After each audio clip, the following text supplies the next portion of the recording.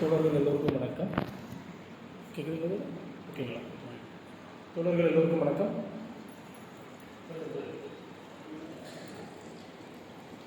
தோழர்கள் எல்லோருக்கும் வணக்கம். கேட்குறீங்களா தோழர்? ஓகே தோழர், உங்களுக்கு ஏதாவது கொஸ்டின்ஸ் இருந்துச்சுன்னா கேளுங்க, எங்கிட்ட உடனே கேட்டுருங்க. நான் சொல்கிறேன். ஆக்சுவலாக இந்த இஸ்ரேல் அண்ட் பாலஸ்தீன் இஷ்யூ அப்படின்றது வந்து நோக்கம் அப்படின்றது முதல்ல சொல்லியிருக்கேன் தோழர். நோக்கம் அப்படின்றது வந்து எண்ணெய் எரிவாயு. இந்த இன்னைக்கு உலகத்தில் வந்து மிக முக்கியமான வணிகப் பொருளாக இருக்கிறது எண்ணெய் எரிவாயு.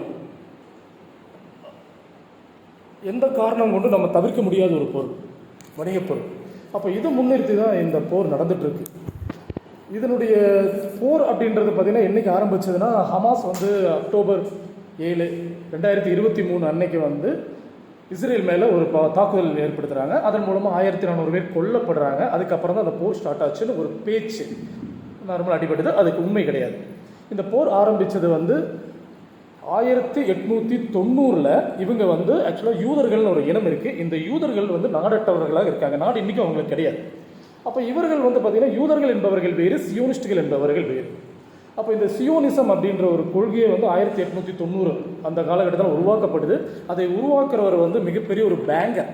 இன்றைக்கும் வந்து உலகத்தில் வந்து மிகப்பெரிய பெரும் முதலாளிகளாக இருப்பவர்கள் எல்லோருமே யூதர்களாக தான் இருக்காங்க. அது ஒரு இனத்தை பேஸ் பண்ணி நான் சொல்ல வரல. ஆனால் உங்களுக்கு ஆரம்பத்திலிருந்து அவர்கள் தான் அவங்களுக்கு இந்த மேலை நாடுகளில் எல்லாம் பார்த்திங்கன்னா வந்து ஐரோப்பிய நாடுகள்லாம் குடிபெயர்ந்து மிகப்பெரிய முதலாளிகளாக இருக்காங்க. அதில் மிகப்பெரிய ஒரு முதலாளியாக இருந்தவர் தான் பார்த்திங்கன்னா வந்து ரோத்சைல்ட் ஃபேமிலி அப்படின்ற ஒரு ஃபேமிலி. இவங்களுக்கு பார்த்திங்கன்னா வந்து வால்டர் ரோத்சைல்ட் அப்படின்றவர். இவருக்கு வந்து 5 பசங்க. இவங்ககிட்ட வந்து இவர் வந்து பணத்தை எல்லாம் கொடுத்து ஒவ்வொரு கண்ட்ரிக்கு அனுப்பி அவர் வந்து பேங்க் நட சொல்கிறார். பேங்கர் அவர் வந்து. அப்போது பிரிட்டன் வந்து பார்த்திங்கன்னா வந்து பிரிட்டனுக்கு ஒரு கொள்கை இருக்குது. சூரியன் உதிக்கும் திசையிலிருந்து மறையும் திசை வரை அனைத்து நாடும் என் வசம்தான் இருக்க வேண்டும் அப்படின்ற ஒரு ஆக்கிரமிப்பு கொள்கை இருந்துச்சு. ஏன்னு கேட்டிங்கன்னா அன்றைக்கி வந்து பிரிட்டன் தான் வந்து முதல் வல்லரசாக இருந்துச்சு. பிரிட்டன் எதிர்த்து எந்த நாடும் நிற்க முடியாது அப்படின்ற மிகப்பெரிய ஒரு வல்லரசாக இருக்கிறனால அனைத்தையுமே அவர்கள் ஆக்கிரமிச்சுட்டு வந்துட்டு இருந்தாங்க. இந்த காலகட்டத்தில் இதற்கு முன்னாடியான ஒரு வரலாற்று பின்புலம் அப்படியெல்லாம் பார்க்கும்போது இந்த யூதர்கள் பிறந்ததாக சொல்லப்படக்கூடிய பகுதி வந்து மத்திய கிழக்கு, மிடில் ஈஸ்ட் அப்படின்ற பகுதியாக சொல்கிறாங்க. இதற்கு ஆதாரமாக அவங்க பைபிளை காட்டுறாங்க. பைபிள்னால் இன்றைக்கி இருக்கக்கூடிய பைபிள், கிறிஸ்தவர்கள் ஃபாலோ பண்ணக்கூடிய பைபிள் ஒரு பக்கம் இருக்குது. அதற்கு முந்தைய அதிகாரம் ஒன்று இருக்குது. பார்த்திங்கன்னா வந்து முதல் அதிகாரம், 2ஆம் அதிகாரம் சொல்லுவாங்க. அந்த முதல் அதிகாரத்தின் அடிப்படையில் வந்து தோரா அப்படின்றது வந்து இவர்களுடைய வேத நூல், யூதர்களின் வேத நூல். அப்போது இவர்கள் இந்த மிடில் ஈஸ்டில் ஏற்பட்ட போர்கள் எப்பொழுதுமே அங்கே போர் இருக்கும். இது வந்து நம்ம இந்த துப்பாக்கி யுக காலத்திற்கு முந்தின காலம். ரோமானியர்கள் படையெடுப்பு, அதற்கு முன்னாடி அசிரியர்கள் படையெடுப்பு, இப்படியெல்லாம் இருக்கிற காலகட்டத்தில் இவர்கள் மத்திய கிழக்கிலிருந்து சிதறடிக்கப்பட்டார்கள் அப்படின்ட்டு ஒரு இது உங்களுக்கு வந்து பதியப்பட்டிருக்கிறது. அதுக்கு முன்னாடி வந்து உங்களுக்கு இன்னும் பார்க்கணும் அப்படின்னா வந்து இந்த நிலம் வந்து பார்த்திங்கன்னா வந்து உங்களுக்கு இந்த கடவுள் மோசஸ் அப்படின்ற கடவுள், அவருடைய தூதுவராக வந்து ஆப்ரஹாம் இருக்கார். இந்த ஆப்ரஹாம் வழியில் வந்து பார்த்திங்கன்னா வந்து யூதர்களுக்கு அளிக்கப்பட்ட பூமி அப்படின்ட்டு சொல்கிறாங்க. அதை வந்து இன்றைக்கி இருக்கக்கூடிய கிறிஸ்தவ பைபிளும் பார்த்திங்கன்னா வந்து அதை வந்து எடுத்திருக்காங்க. ஆனால் நம்ம வந்து எதன் அடிப்படையில் பார்க்கணும்னு கேட்டிங்கன்னா வந்து ஒரு புராணத்தின் அடிப்படையிலையோ இல்லை ஐதீகத்தின் அடிப்படையிலெல்லாம் நம்ம பார்க்க முடியாது. மக்கள் வாழ்ந்துட்டு இருந்தாங்க. யார் வாழ்ந்துட்டு இருக்கிறாங்க? 2000 வருடமாக யார் வாழ்ந்துட்டு இருக்காங்க? அதனுடைய அடிப்படையில் அந்த மக்கள் எந்த மக்கள் அங்கே இருக்காங்கன்னு பார்க்க வேண்டி இருக்கும். அப்படி தான் நம்ம பார்க்கணும். அதுதான் அறம் சார்ந்த ஒரு விஷயம். இது வந்து இப்போ நடைமுறையில் இப்போ இந்த ஒரு பிரச்சனை இருக்குதோல. அப்போ 1890களில் யூதர்களுக்கு ஒரு தேசம் வேணும் அப்படின்ற ஒரு விஷயம் வந்து கட்டமைக்கப்பட்டது. அப்போ தான் அவர்கள் வந்து இந்த ரோத்சைல்ட் அப்படின்ற அவர் தான் பார்த்தீங்கன்னா இதை முன்னெடுக்கிறார். அதன் அடிப்படையில் 1896 பார்த்தீங்கன்னா அது பெரிய அளவுக்கு சூடு பிடிக்கும் பொழுது இதற்கான ஒரு இதை வந்து பார்த்திங்கன்னா வந்து ஒரு கோரிக்கையை வந்து பிரிட்டனிடம் அவங்க வைக்கிறாங்க. ஏன்னு கேட்டிங்கன்னா வந்து இதெல்லாம் முடிஞ்சு 1896 முடிஞ்சு 1900களில் முதல் உலக போர் தொடங்குது. முதல் உலக போர் தொடங்கும் பொழுது அந்த போருக்கு தேவையான பண உதவியை வந்து ரோத்சைல்ட் ஃபேமிலி வந்து செய்கிறாங்க, பிரிட்டனுக்கு செய்கிறாங்க. அப்போது இது வந்து இந்த ஏன் அந்த பணத்தை கொடுக்குறாங்க அப்படின்றது மிகப்பெரிய பணம். அவ்வளோ பணம் வந்து அவங்ககிட்ட ரோத்சைல்ட் ஃபேமிலிகிட்ட இருக்குது. அது ஏன் கொடுக்குறாங்கன்னா இந்த யூத தேசத்தை கருத்தில் கொண்டு தான் அந்த பணத்தை கொடுக்குறாங்க. கொடுக்கும் பொழுது அவர்கள் வந்து ஒரு அக்ரிமெண்ட்டை வந்து பேஸ் பண்ணிக்கிறாங்க. அந்த அக்ரிமெண்ட் அப்படின்றது வந்து எங்களுக்கு வந்து தேசம் நீங்கள் உருவாக்கி கொடுக்கணும் அப்படின்றாங்க. அந்த தேசம் உருவாக்கி கொடுக்கணும் அப்படின்னு சொல்லும் பொழுது அவர்கள் வந்து சில தேசங்களை சூஸ் பண்ணுறாங்க. அப்போ தரிசாக கிடைக்கக்கூடிய யாரும் பிரச்சனை இல்லாத இருக்கக்கூடிய நிலங்களை வந்து அவங்க தேர்ந்தெடுக்கும் பொழுது ஆப்பிரிக்கா கண்டம் அவர்களுக்கு தென்படுது. ஆப்பிரிக்கா எல்லாமே பார்க்குறாங்க. பட் வந்து அவங்களுக்கு வந்து அவங்களுடைய இந்த யூதர்கள் பார்த்திங்கன்னா வந்து ஐரோப்பிய நாடுகளில் அதிகமாக வாழ்ந்தவர்கள், ரஷ்யாவில் வாழ்ந்தவர்கள், போலந்தில் வாழ்ந்தவர்கள், ஜெர்மனியில் வாழ்ந்தவர்கள், இங்கிலாந்தில் வாழ்ந்தவர்கள். அதனால் அவர்களுக்கு அந்த சீதோசன நிலை அப்படின்றது அவர்களுக்கு உகந்ததாக இல்லை. அப்புறம் அவங்க வந்து பார்த்தீங்கன்னா வருது அர்ஜென்டினா பார்க்குறாங்க. ஆனால் அர்ஜென்டினாக்குள்ளே உள்ள நுழைய முடியாது, அது ஒரு பிரச்சனை இருக்குது. அவருக்கு ஏற்கனவே அங்கே இருக்கிறவங்க வந்து ஒத்துக்க மாட்டாங்க, அது மிகப்பெரிய ஒரு எதிர்ப்பு வரும் அப்படின்றதையும் அவங்க பின்வாங்குறாங்க. அப்புறம் தான் அவர்கள் வந்து இந்த பாலஸ்தீனத்தை வந்து எடுக்கிறாங்க. அதுக்கு முன்னாடி என்ன நடக்குதுன்னு கேட்டிங்கன்னா, இந்த முதல் உலக போரில் வந்து பார்த்தீங்கன்னா இந்த பாலஸ்தீனத்தை வந்து இவங்க கைப்பற்றிடுறாங்க, பிரிட்டன் கைப்பற்றிடுறாங்க. யாருக்கிட்ட இருந்து கைப்பற்றுறாங்கன்னு கேட்டிங்கன்னா ஒட்டோமன் பேரரசிலிருந்து கைப்பற்றுறாங்க. இந்த ஒட்டோமன் பேரரசின் கீழ் இருந்து பாலஸ்தீனம், ஜோர்டான், எகிப்து இந்த நாடுகளெல்லாம் பார்த்தீங்கன்னா வந்து இவர்கள் வசம் வந்துடுது, பிரிட்டன் வசம் வந்துடுது. நம்ம எப்படி இந்தியா வந்து பிரிட்டனுக்கு அடிமையாக ஒரு காலனி நாடாக இருந்ததோ அதே மாதிரி வந்து பாலஸ்தீனும் காலனியாக மாறுது. இப்போது இவர்கள் வந்துட்டாங்க. 1924 வந்து பார்த்தீங்கன்னா வந்து பிரிட்டன் கைவசம் வந்து பாலஸ்தீன் வந்துடுது. பாலஸ்தீன் வந்ததுக்கப்புறம் இந்த பாலஸ்தீனத்தில் இவர்களுடைய யூதர்களுடைய குடியேற்றத்தை தான் வாக்கு கொடுத்தபடி, பிரிட்டன் வாக்கு கொடுத்தபடி பிரிட்டன் வந்து என்ன பண்ணுறாங்கன்னா யூதர்களுடைய குடியேற்றத்தை கொஞ்சம் கொஞ்சமாக அவர்கள் அதிகரிக்கிறாங்க. அதுக்கு முன்னாடி வர 1917 அங்கே வந்து மொத்த மக்கள் தொகை வந்து 12 லட்சம் பேர் இருக்காங்க. இந்த 12 லட்சம் பேரில் வெறும் 60,000 யூதர்கள் தான் இருக்காங்க. மீதி எல்லோருமே அரேபியர்கள், இஸ்லாமிய அரேபியர்கள் தான் இருக்காங்க.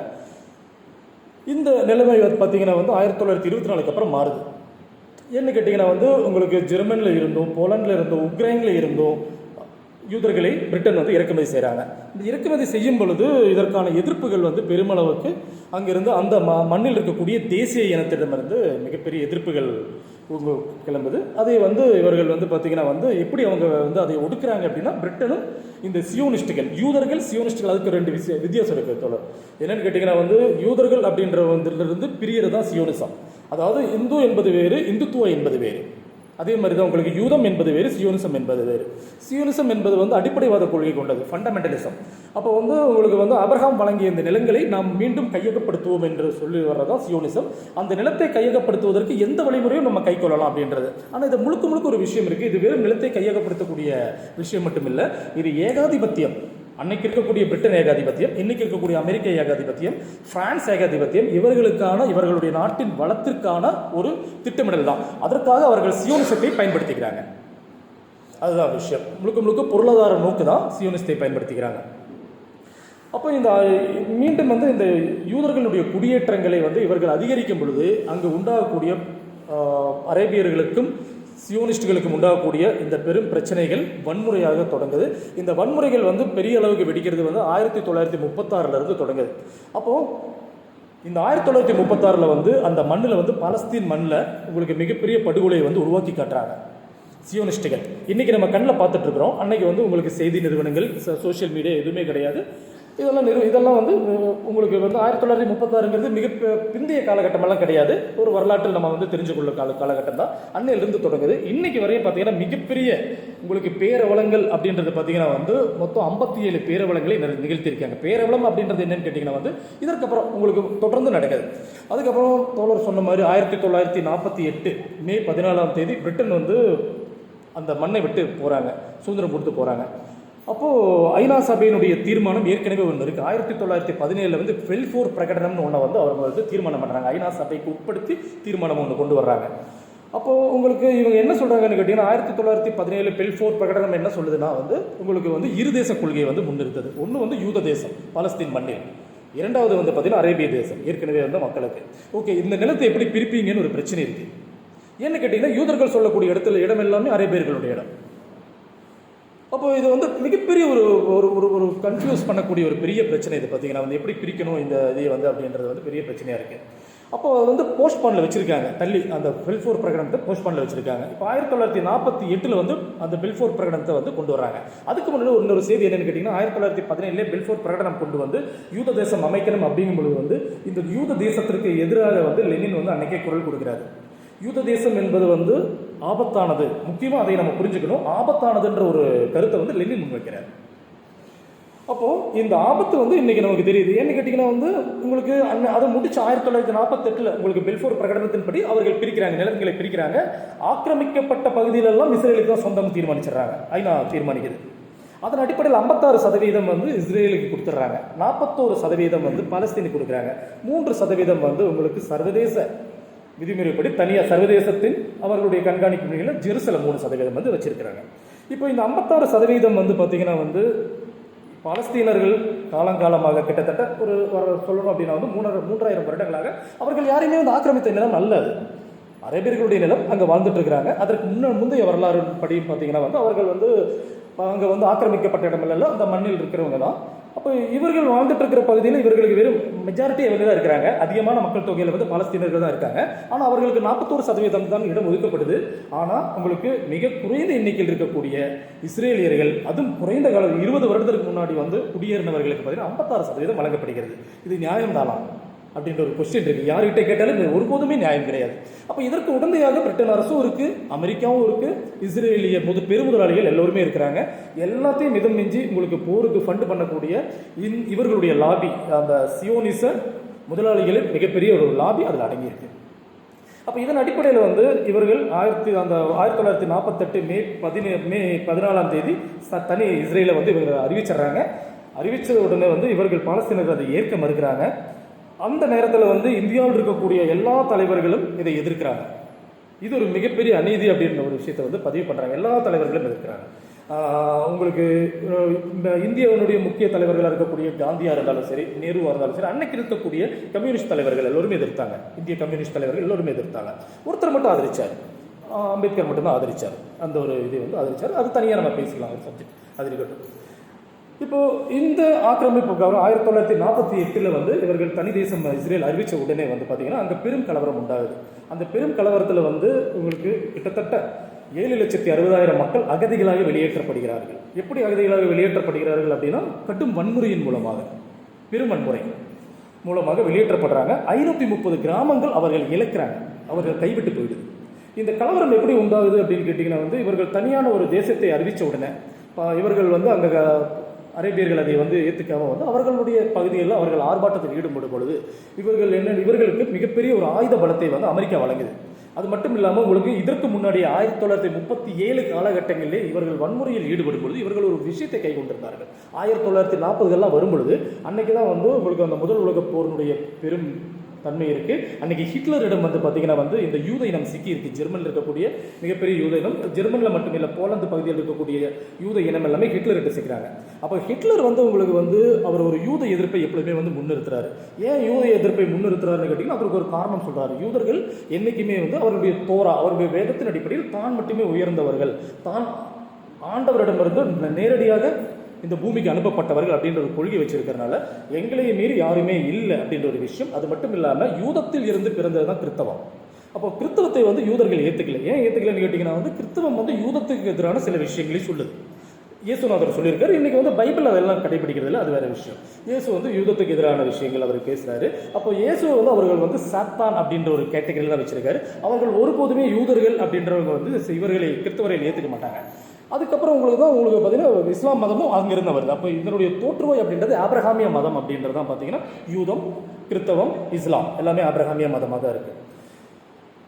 இப்போ உங்களுக்கு இந்த அடிப்படையில் 1948 உங்களுக்கு வந்து இந்த தேசங்கள் பிரிக்கப்பட்ட பொழுது இந்த அங்கிருந்து வந்த இவர்கள் பார்த்தீங்கன்னா யூதர்கள் பெரும் வன்முறையை எப்படி கையில் எடுக்கிறாங்கன்னா இவர்கள் வந்து ஹிட்லரிட்டிருந்து ஏற்று வாங்கி கொண்ட பெரும் வன்முறையை வந்து அவர்கள் மீது திணிக்கிறாங்க, அரேபிய மக்கள் மீது திணிக்கிறாங்க. அது ஏன் திணிக்கிறாங்க அப்படின்னா அன்னைக்கு இருக்கக்கூடிய ஆய்வாளர்கள், வரலாற்று ஆய்வாளர்கள் என்ன சொல்றாங்கன்னா இவர்கள் வந்து பார்த்தீங்கன்னா அதாவது இன்னைக்கும் நம்ம வந்து அந்த வரலாற்றை ஹிட்லருடைய வரலாற்றை படித்தா நமக்கு வந்து மிகப்பெரிய ஒரு வியப்பு மேலிடும். மனிதர்களை இப்படியும் கொல்ல முடியுமா அப்படின்ற அளவுக்கு பார்த்தீங்கன்னா வந்து பெரும் வன்முறையின் மூலமாக தான் 60 லட்சம் யூதர்களை வந்து ஹிட்லர் கொண்டு குவிக்கிறார். அந்த கொலைக்களங்கள் வித்தியாசமாக அவர் வந்து ஏற்பாடு பண்ணுறாரு. அப்போ இதில் இருந்து பார்த்தீங்கன்னா ஒரு யூதர்கள் ஒரு படிப்பினை கற்றுக்கிறாங்க. நாம எதிரியை வெல்லணும் அப்படின்னா வந்து எதிரிக்கு வந்து மரண பயத்தை கொடூரமாக காட்டணும் அப்படின்ற ஒரு விஷயத்த அது ஒரு குரூப், சியோனிஸ்ட் குரூப் வந்து எடுத்துக்கிறாங்க, ஹிட்லர் எடுத்துக்கிறாங்க. அதை வந்து அரேபியர்கள் மீது திணிக்கிறாங்க. முதல் எடுத்தோடு அவர்கள் ஒரு வில்லேஜ் கைப்பற்றதுக்கு போனாங்கன்னா அங்கே இருக்கக்கூடிய குழந்தைகளை தான் ஃபர்ஸ்ட் வந்து இது பண்ணுவாங்க, கைப்பற்றுவாங்க. குழந்தைய கொடூரமாக அவர்கள் பெற்றோர்கள் முன்னாடி வச்சு சாகடிச்சுட்டு அதுக்கப்புறம் அதை எதிர்ப்பு தெரிவிக்கக்கூடிய இளைஞர்களையும் வந்து கொள்றது தான். அதற்கு அன்னைக்கு அவர்கள் பயன்படுத்தி கொண்டிருந்த ஒரு கத்தி இருக்குது. அது ஒரு ஃபேமஸான ஒரு கத்தி, மிக ஷார்ப்பாக 2 பக்கமும் உங்களுக்கு பார்த்தீங்கன்னா வந்து ஷார்ப்பாக இருக்கும். ரெண்டு பக்கம் மீன்ஸ் கத்தி இப்படி இருக்கும், இந்த பக்கம் ஷார்ப் இருக்கும், இந்த பக்கம் ஷார்ப் இருக்கும், ரொம்ப சன்னமாக. அது வந்து அவர்களுக்கு ஒரு வெகுமதி மாதிரி, யாருக்கு சியோனிஸ்டுகளுக்கு அந்த கத்தி அப்படின்றது பார்த்தீங்கன்னா வந்து அதன் மூலமாக தான் குழந்தைகளையும் கொள்ளுவாங்க, அங்கே இருக்கிற கேள்வி கேட்கக்கூடிய இளைஞர்களையும் கொள்வாங்க. இதை வந்து பக்கத்தில் இருக்கக்கூடிய ஒரு வீடோ இல்லை வில்லேஜ்காரங்களோ கேள்விப்படும் போது அதை பார்க்கும்போது கேள்வியை கேட்காம விட்டு ஓடிடுவாங்க. இந்த மாதிரியான நிகழ்வு வந்து 1948 நடக்கும் பொழுது 7,60,000 பேர் வெளியேற்றப்படுறாங்க. கிட்டத்தட்ட 40,000 பேர் வந்து குடும்ப வன்முறையின் மூலமாக கொல்லப்படுறாங்க. அதில் வந்து கிட்டத்தட்ட பார்த்தீங்கன்னா 17,000 பேர் குழந்தைகள், 12,000 பேர் பெண்கள். அவர்கள் மீது தான் இவர்களுடைய குடும்ப வன்முறையை வந்து பிரயோகப்படுத்துகிறாங்க. அப்போ இதனுடைய பேரே பார்த்தீங்கன்னா வந்து நக்பா அப்படின்னு தான் வைக்கிறாங்க. அரேபியன் மொழியில் நக்பா அப்படின்றது பார்த்தீங்கன்னா வந்து பேரழிவு அப்படின்றது தான் அதனுடைய. அப்போ இவர்கள் தன்னுடைய வீட்டை விட்டெல்லாம், தன்னுடைய கிராமத்தை விட்டெல்லாம் வெளியே இருந்தவங்க எப்பொழுதுமே வந்து ஒரு சாவியை கையில் வச்சுக்கிறாங்க. அவங்களுடைய வீடு, அவர்கள் காலங்காலமாக உழைத்து விவசாயம் செய்து அவர்கள் உருவாக்கின கிராமங்கள், அவர்கள் உருவாக்கின வீடுகள், அதனுடைய சாவியோடு தான் அவர்கள் எல்லாருமே வெளியே போகிறாங்க. இன்னைக்கு வரையும் அவர்கள் வந்து தன்னுடைய சாவியை வச்சுட்டு இருக்கிறாங்க. இன்றைக்கும் வந்து பாலஸ்தீன் அப்படின்ற பகுதியில் வாழ்ந்து கொண்டிருக்கிறவர்கள் பெரும்பாலானவர்கள் அகதிகள் மட்டுமே தான் வாழ்ந்துட்டு இருக்கிறாங்க. அதில் வந்து பாலஸ்தீன்ற பகுதியே இன்றைக்கி கிடையாது. இன்றைக்கி வந்து காசான்ற ஒரு பகுதி இருக்குது, அதுக்கப்புறம் பார்த்தீங்கன்னா வெஸ்ட் பேங்க்னு ஒரு பகுதி இருக்குது, ஜெருசலம்னு ஒரு பகுதி இருக்குது. மொத்தமாக வந்து 22,145 சதுர அடி இஸ்ரேலிட்ட இருக்குது.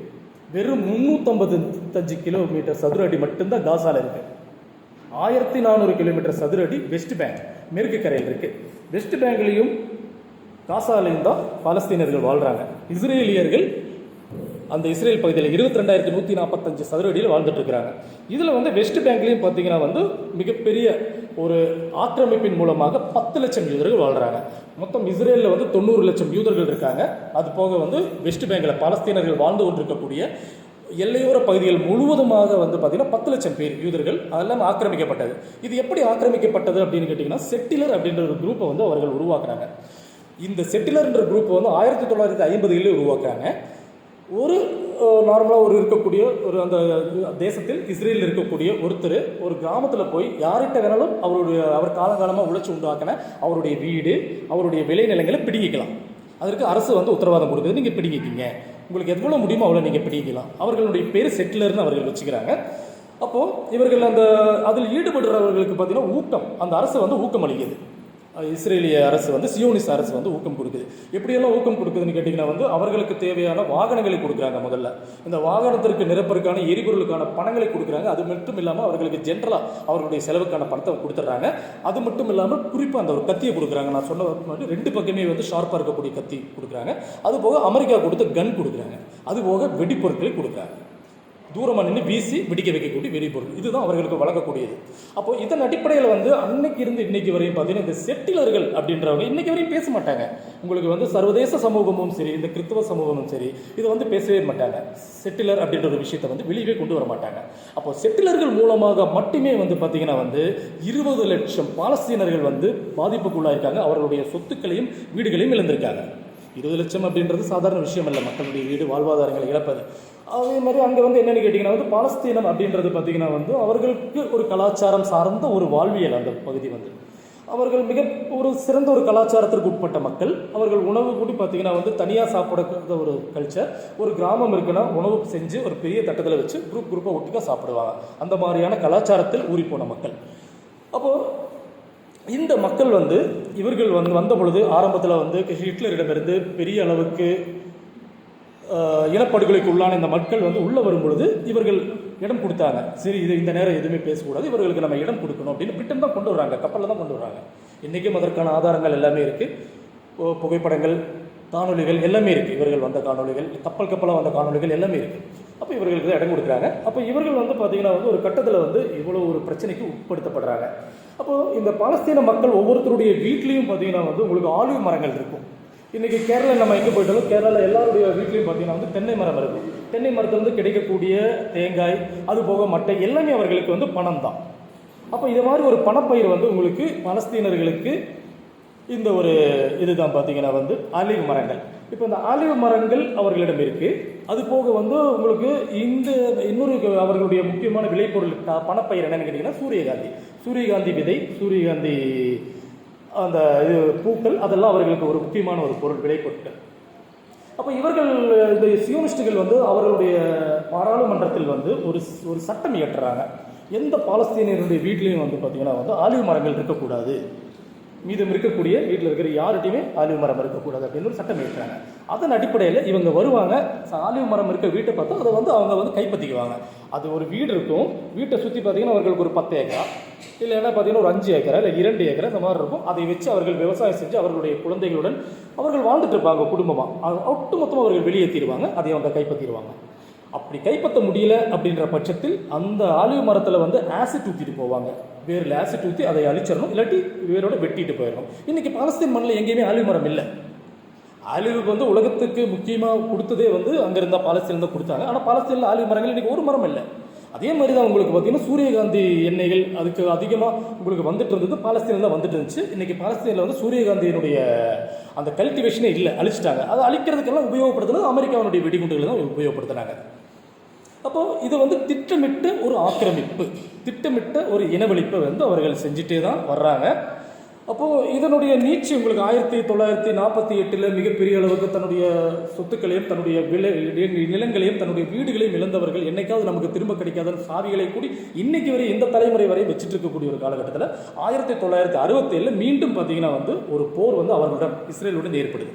இஸ்ரேலுடன் ஒரு போர் வந்து அது அரேபிய இஸ்ரேலிய வார் அப்படின்ற மாதிரி உண்டாகுது. அந்த போர்லையும் பார்த்தீங்கன்னா வந்து 6 நாட்கள் யுத்தம் தான் நடக்குது. இந்த 6 நாட்கள் யுத்தத்தில் பார்த்தீங்கன்னா வந்து இஸ்ரேல் அமெரிக்காவுடைய பெருவாரியான ஆயுதங்கள் மூலமாக இஸ்ரேல் ஜெயிச்சிடறாங்க. எகிப்து, ஜோர்டான் எல்லாருமே தோக்குறாங்க. எகிப்துக்கிட்ட இருக்கக்கூடிய மிகப்பெரிய பகுதிகள் உங்களுக்கு சினாய் தீபகற்பம் அப்படின்றதெல்லாம் பார்த்தீங்கன்னா வந்து இவர்கள் கைப்பற்றிடுறாங்க. சிரியாவுடைய கோலான் குன்றுகள், லெபனானுடைய கோலான் குன்றுகள் எல்லாருமே வந்து இஸ்ரேல் கைப்பற்றிடுறாங்க. இப்போ என்ன ஆகுதுன்னு கேட்டிங்கன்னா வந்து 56% இருந்தது 1948 வந்து 78% தன்னுடைய இடப்பரப்பை அவர்கள் விஸ்தரித்து கொண்டார்கள். அதற்கப்புறம் உங்களுக்கு வந்து 1967 கிட்டத்தட்ட பார்த்தீங்கன்னா வந்து 89% உங்களுக்கு பாலஸ்தீன மண்ணை வந்து ஒட்டுமொத்தமாக கபலீகரம் செஞ்சு கொண்டாங்க. அப்போ வெறும் 10% இடத்தில் மட்டும்தான் இவர்கள் வாழ்ந்துட்டு இருக்காங்க. இன்னைக்கு வாழக்கூடிய இந்த மக்கள் வெறும் 10% இடத்துல வாழ்ந்துட்டு இருக்காங்க. இதனுடைய அடிப்படையில் தான் பார்த்தீங்கன்னா வந்து ஒரு கட்டத்தில் என்ன நடக்குதுன்னு கேட்டிங்கன்னா வந்து யாசர் அராஃபத்னு ஒருத்தர் வர்றாரு. அவர் ஒரு ஃபத்தேன்னு ஒரு அமைப்பை ஆரம்பிக்கிறாரு. அதனுடைய அடிப்படையில் அங்கே வந்து ஆயுத போராட்ட குழுக்கள் இருக்குது. இந்த ஆயுத போராட்ட குழுக்களை ஒன்றிணைக்கிறாரு. 1964 பார்த்தீங்கன்னா பிஎல்ஓன்ற ஒரு அமைப்பு உருவாகுது. இந்த பிஎல்ஓன்ற அமைப்பு ஆயுத போராட்டத்திலையும் ஈடுபடுது. அரசியல் தீர்வுக்காக அவங்க போராடுறாங்க. ஆயுத போராட்டத்தை முன்னெடுத்தும் பல பிரச்சனைகள் அவர்களுக்குள்ள எப்பொழுதுமே நடக்கு. எப்பொழுதுமே வந்து இன அழிப்புக்கு வந்து பாலஸ்தீன மக்கள் உட்படுத்தப்படுறாங்க. அப்போது பாலஸ்தீன மக்கள் வந்து அவங்க போர் செய்யும் பொழுதும் அந்த நாட்டில் இருக்கக்கூடிய குழந்தைகளை அவர்கள் கொள்வதில்லை. இஸ்லாமிய மத சட்டப்படியே உங்களுக்கு போர் அப்படிங்கும்போது பொதுமக்களையும் குழந்தைகளையும் கொல்லக்கூடாது. அது இஸ்லாமிய மரபு. இஸ்லாத்திலேயே பார்த்தீங்கன்னா வந்து போர் மரபுன்னு இருக்குது. அது இஸ்லாமிய மரபின்படி கொல்லக்கூடாது. இவர்கள் வந்து உங்களுக்கு பார்த்தீங்கன்னா ஒரு இஸ்லாமியத்தை இன்றைக்கும் பார்த்தீங்கன்னா வந்து ஒரு அடிப்படைவாதிகள் தான் இஸ்லாமிய அடிப்படைவாதத்தை கை கொள்றதுனால அவர்கள் குழந்தைகளை கொள்றதுக்கெல்லாம் போகிறதில்லை. ஆனால் இவர்களுக்கு வரைமுறை கிடையாது. இந்த சியோனிஸ்டுகளுக்கு, யூதர்கள் அல்ல, சியோனிஸ்டுகளுக்கு வரைமுறை கிடையாது. அவர்கள் குறிப்பாக அவர்கள் அங்கே வந்து கொல்லணும் அப்படின்னா வந்து குடியிருப்பு பகுதிகளில் தான் அவர்கள் பேரழிவை உண்டாக்குவார்கள். அதன் மூலமாக தான் வந்து பார்த்தீங்கன்னா வந்து மக்களிடமும் அவர்களுக்கு எதிர்ப்பை தெரிவிக்க முடியும். போராளிகளிடம் வந்து போராளிகளுக்கும் மக்களுக்குமான ஒரு இது பார்த்தீங்கன்னா நெருக்கத்தை வந்து அவர்கள் விரிவுபடுத்தணும். அதுக்கு மக்களை தாக்குறதா அவர்களுக்கு ஒரு வழி. இந்த ஐடியா அப்படின்றது பார்த்தீங்கன்னா வந்து சியோனிஸ்டுகளுடைய ஐடியா மட்டுமல்ல, அமெரிக்காவுடைய ஐடியாவும் கூட. இந்த பொருளாதாரத்தை மட்டுமே கணக்கில் கொண்டு வரக்கூடிய அமெரிக்காவினுடைய ஒரு ஐடியா. இப்போ இந்த யாசர் அராஃபத் பார்த்தீங்கன்னா வந்து ஆல்மோஸ்ட் இந்த அமைப்பை உருவாக்குறாரு, ஆயுத போராட்டத்தை எல்லாம் பண்ணிட்டு இருக்காரு. அப்போது இதனுடைய நீட்சி பார்த்தீங்கன்னா எங்கேயுமே வந்து அவருக்கு ஐநால எல்லாம் பார்த்தீங்கன்னா வந்து அவரும் எவ்வளவோ கோரிக்கை வைக்கிறாரு, எங்களுடைய இடம் எங்களுக்கு தான் வேணும்ட்டு. அது இன்னும் எதுவுமே வாய்ப்பு இல்லை. உங்களுக்கு என்னென்னா ஒட்டுமொத்த உலகமும் பார்த்தீங்கன்னா வந்து அமெரிக்க ஏகாதிபத்தியத்திற்கு பயந்து அவர்கள் வந்து பின்வாங்கியிருக்காங்க. அதே காலகட்டத்தில் கிட்டத்தட்ட 1990 காலகட்டத்தில் சோவியத் யூனியன் உடைஞ்சு போயிடுது. அந்த ஒரு அமெரிக்காவுக்கு எதிரான மிகப்பெரிய ஒரு வல்லரசு இல்லாமல் போயிடுது. இதுக்கப்புறம் 1993 ஓஸ்லோ ஒப்பந்தம்னு ஒன்று வந்து போடுறாங்க. அது வந்து யாசர் அராஃபத் தான் அதுக்கு போகிறாரு. யாசர் அராஃபத் போகும்போது அந்த ஓஸ்லோ ஒப்பந்தத்தினுடைய அடிப்படையில் வந்து சுதந்திர பாலஸ்தீனம் அப்படின்ற ஒரு விஷயத்தை வந்து அவர்கள் வந்து தள்ளி வச்சுட்டு பாலஸ்தீனம் அப்படின்றது பார்த்தீங்கன்னா வந்து பிஎல்ஓ வந்து ஆட்சி செஞ்சுக்கலாம், அட்டானமஸ் உங்களுக்கு பார்த்தீங்கன்னா வந்து மற்றபடி தனி பாலஸ்தீனமோ இல்லை சுதந்திர பாலஸ்தீனமோ எல்லாம் கிடையாது. அதே மாதிரி ஏற்கனவே எந்த எல்லாம் வந்து இஸ்ரேல் ஆக்கிரமித்து வச்சிருக்கோ அதிகாரப்பூர்வமாக அது இஸ்ரேலுக்கு மட்டுமே தான் சொந்தம் அப்படின்ற ஒரு விஷயத்தை வந்து ஓஸ்லோ ஒப்பந்தம் மூலமாக முன்வைக்கிறாங்க. அப்போது இது மக்களிடம் வந்து அவர் கலந்து ஆலோசிக்காமல் யாசர் அராஃபத் வந்து அவர் வந்து முடிவெடுக்கிறாரு, ஒத்துக்கிறார். இதன் மூலமாக இவர்கள் 1993 பிஎல்ஓ வந்து இவர்கள் ஏற்றுக்கிறாங்க, இஸ்ரேல் ஏற்றுக்கிறாங்க. ஆக்கிரமிக்கப்பட்ட இஸ்ரேலை வந்து யாசர் அராஃபத் ஏற்றுக்கிறாரு. இதனுடைய இரண்டாவது ஓஸ்லோ ஒப்பந்தம் 1995 பில் கிளின்டன் இருக்கும்பொழுது போடப்படுகிறது. அதையும் பார்த்தீங்கன்னா இவர் அக்செப்ட் பண்ணிக்கிறாரு. இதன் அடிப்படையில் ஆக்கிரமிக்கப்பட்ட பகுதிகள் மேற்கு கரையை வந்து 3ஆக பிரிக்கிறாங்க. அதில் ஒரு ABCன்னு பிரிக்கிறாங்க. மேற்கு கரையில் இருக்கக்கூடிய A அப்படின்றதுல மட்டுமே தான் பார்த்தீங்கன்னா வந்து ஒரு குறிப்பிட்ட பகுதியில் மட்டும்தான் PLOக்கு அதிகாரம் இருக்குது. Bன்ற பகுதியில் வந்து சிவிலியன் அதிகாரம் மட்டுமே தான் PLOக்கு இருக்குது. மீதி இருக்கக்கூடிய இராணுவ அதிகாரம் அனைத்துமே வந்து இஸ்ரேலுக்கு இருக்குது. ஆமாம், Bயில் வந்து இந்த மாதிரி, Cயில் பார்த்தீங்கன்னா வந்து முழுக்க அனைத்து அதிகாரமும் இஸ்ரேலுக்கு மட்டுமே இதாக இருக்குது. இதை எப்படி அவர் ஒத்துக்கிட்டாருன்னு தெரியல. பார்த்தீங்கன்னா வந்து இதை ஒத்துக்கிட்ட போது பார்த்தீங்கன்னா வந்து மிகப்பெரிய அளவுக்கு மக்களிடமிருந்து அவர் தள்ளி வைக்கப்படுகிறார். பாலஸ்தீன மக்கள் யாசர் அராஃபத்தை புறக்கணிக்கிறார். அதனால் தோழர்கள் எல்லோருக்கும் நான் என்ன சொல்ல வரேன்னா, யாசர் அராஃபத்தை வந்து ஒரு பாலஸ்தீன விடுதலை போராளியாக காட்டிக்க வேண்டாம். என்னுடைய ஒரு கோரிக்கையாக வச்சுக்கிறேன். அப்போ இந்த மக்களுக்கு செய்த மிகப்பெரிய துரோகத்தில் வந்து மிகப்பெரிய பங்கு யாசர் அராஃபத்தினுடைய பங்கு இருக்குது. அப்போ 1995 இவ்வளோ பெரிய ஒரு அநீதி அவர் திணிக்கும் பொழுது 1987 தான் ஹமாஸ் உருவாக்கப்படுது. ஹமாஸ் ஏன் உருவாக்கப்படுதுன்னு கேட்டிங்கன்னா வந்து ஒரு இயக்கம் இருக்குது. இயக்கம் இருக்கும்போது இன்னொரு இயக்கம் வருதுன்னு கேட்டிங்கன்னா அந்த இயக்கம் பத்தலன்னு தான் அர்த்தம். அதனால தான் ஹமாஸ் உருவாக்கப்படுது. அப்போ ஹமாஸ் வந்து உங்களுக்கு வந்து ஆயுத போராட்டம் தான் அவங்க கையெடுக்கிறாங்க. அவங்களுடைய முதல் கொள்கை அப்படின்றது பார்த்தீங்கன்னா நிரந்தர போர் நிறுத்தம். 1987 இருந்தே ஹமாஸ் முன்வைக்கிற ஒரு முதல் கொள்கை நிரந்தர போர் நிறுத்தம். பாலஸ்தீன பகுதியில் நிலமெல்லாம் ரத்தம், எங்கு திரும்பினாலும் ரத்தம், இதற்கு முடிவு கட்டணும். அதுக்கு ஒரே வழி நிரந்தர போர் நிறுத்தம், சுதந்திர பாலஸ்தீனம், எங்கள் நிலம் எங்களுக்கே உரிமை. இதை மட்டும்தான் அவர்கள் முன்வைக்கிறாங்க. அப்போது உங்களுக்கு ஒரு விஷயம் என்னன்னு கேட்டிங்கன்னா, ஏகாதிபத்தியத்தை எதிர்த்து, ஏகாதிபத்தியத்தின் ஆக்கிரமிப்பை எதிர்த்து யாரெல்லாம் குரல் கொடுத்தார்களோ அவர்களை எல்லாம் தீவிரவாதிகள், பயங்கரவாதிகள் என்பது ஏகாதிபத்தியத்தின் பழக்கம். அதன் அடிப்படையில் தான் உங்களுக்கு பார்த்தீங்கன்னா நெல்சன் மண்டேலாவையும் பயங்கரவாதி தீவிரவாதின்னு சொல்லி 26 வருஷம் இங்கே வந்து பார்த்தீங்கன்னா வந்து நமக்கு தென்னாப்பிரிக்கா சிறையில் அவர்களை வச்சிருந்தாங்க. அது மட்டும் இல்லை, உங்களுக்கு இங்கேயும் காந்தியம் வந்து அவர் காந்தியின் மீதும் வந்து பார்த்தீங்கன்னா பயங்கரவாதி என்ற பட்டம் திணிக்கப்பட்டது. இங்கே இருக்கிற பகத்சிங்கின் மீதும் பயங்கரவாதி என்ற பட்டம் திணிக்கப்பட்டது. யாரெல்லாம் தன்னுடைய நாட்டின் விடுதலைக்காக போராடுறாங்களோ அவர்களெல்லாம் பயங்கரவாதிகள், தீவிரவாதிகள் அப்படின்றது ஏகாதிபத்தியத்தின் இந்த வல்லரசு பிரிட்டனாக இருந்தாலும் சரி, ஜெர்மனாக இருந்தாலும் சரி, பிரான்ஸாக இருந்தாலும் சரி, அமெரிக்காவுடைய பழக்கம். அதன் அடிப்படையில் வந்து உங்களுக்கு எந்த காம்ப்ரமைஸும், அது சந்தர்ப்பவாதம் இல்லாமல், அடையாள அரசியலை கை கொள்ளாமல் நேரடியாக இந்த வல்லரசுகளை எதிர்த்து நின்றவர்கள் ஹமாஸ் மட்டும்தான். அதனால தான் இன்னைக்கு இருக்கக்கூடிய அனைத்து ஏகாதிபத்தியங்களும், அனைத்து வல்லரசுகளும் ஹமாஸை மட்டுமே தான் பார்த்தீங்கன்னா குறி வைக்கிறாங்க. ஹமாஸ் அங்கிருந்து விலக்கப்பட்டு விட்டால் எளிதாக பாலஸ்தீன மக்களை வந்து பார்த்தீங்கன்னா காசா பகுதியை விட்டு விரட்டி விடலாம். ஒன்றும் இல்லை, ரொம்ப சிம்பிளாக சொல்லணும் அப்படின்னா வந்து அந்த பகுதியில் இப்போ இந்த ட்ரம்ப் வந்து பதவி ஏற்கிறதுக்கு சரியாக 15 நாட்களுக்கு முன்னாடி ஒரு விஷயத்தை முன்வைக்கிறார். அவர் என்ன சொல்கிறாருன்னு கேட்டிங்கன்னா வந்து காசா பகுதியை ஒட்டுமொத்தமாக காசா மக்களை விரட்டி விட்டு சொல்கிற வேடை எப்படி இருக்கு பாருங்க. காசா பகுதியில் இருக்கக்கூடிய காசா மக்களை ஒட்டுமொத்தமாக விரட்டிவிட்டு இந்த பகுதியில் மொத்தமாக நான் வந்து ரியல் எஸ்டேட் ஓனர்களுக்கு நான் வழங்கப் போகிறேன். இந்த ரியல் எஸ்டேட் ஓனர்கள் இந்த பகுதியை வந்து மிகப்பெரிய சுற்றுலாத்தலமாக மாற்றுவார்கள். அனைத்து கேளிக்கைகளும் அங்கு கிடைக்கும். சீட்டாடலாம், போதை, அப்புறம் பெண்களை வந்து நம்ம பார்த்தீங்கன்னா சக உயிரினமாக நம்ம பார்க்குறோம். பட் அவர்கள் மேற்கத்திய கலாச்சாரம் பெண்களை வெறும் பாலியல் பண்டமாகவும் விற்பனை பண்டமாக தான் பார்க்குறாங்க. அதற்கு மேலே ஒருபடி போய் அதுதான் மேற்கத்திய கலாச்சாரமாக இருக்குது. அப்போது இது மாதிரியான ஒரு கலாச்சாரத்தை நான் காசால கொண்டு வருவேன் அப்படின்னு வெளிப்படையாக அவர் பேசுகிறார். இதை எதிர்த்து எந்த ஐநாவும் குரல் கொடுக்கல, யாரும் கேள்வியும் கேட்கல. ஒரு தேசிய இன மக்களை அந்த மக்களை நிலத்தை விட்டு வெளியேற்றுவேன் அப்படின்றார் அவர் வந்து சொல்கிறாரு.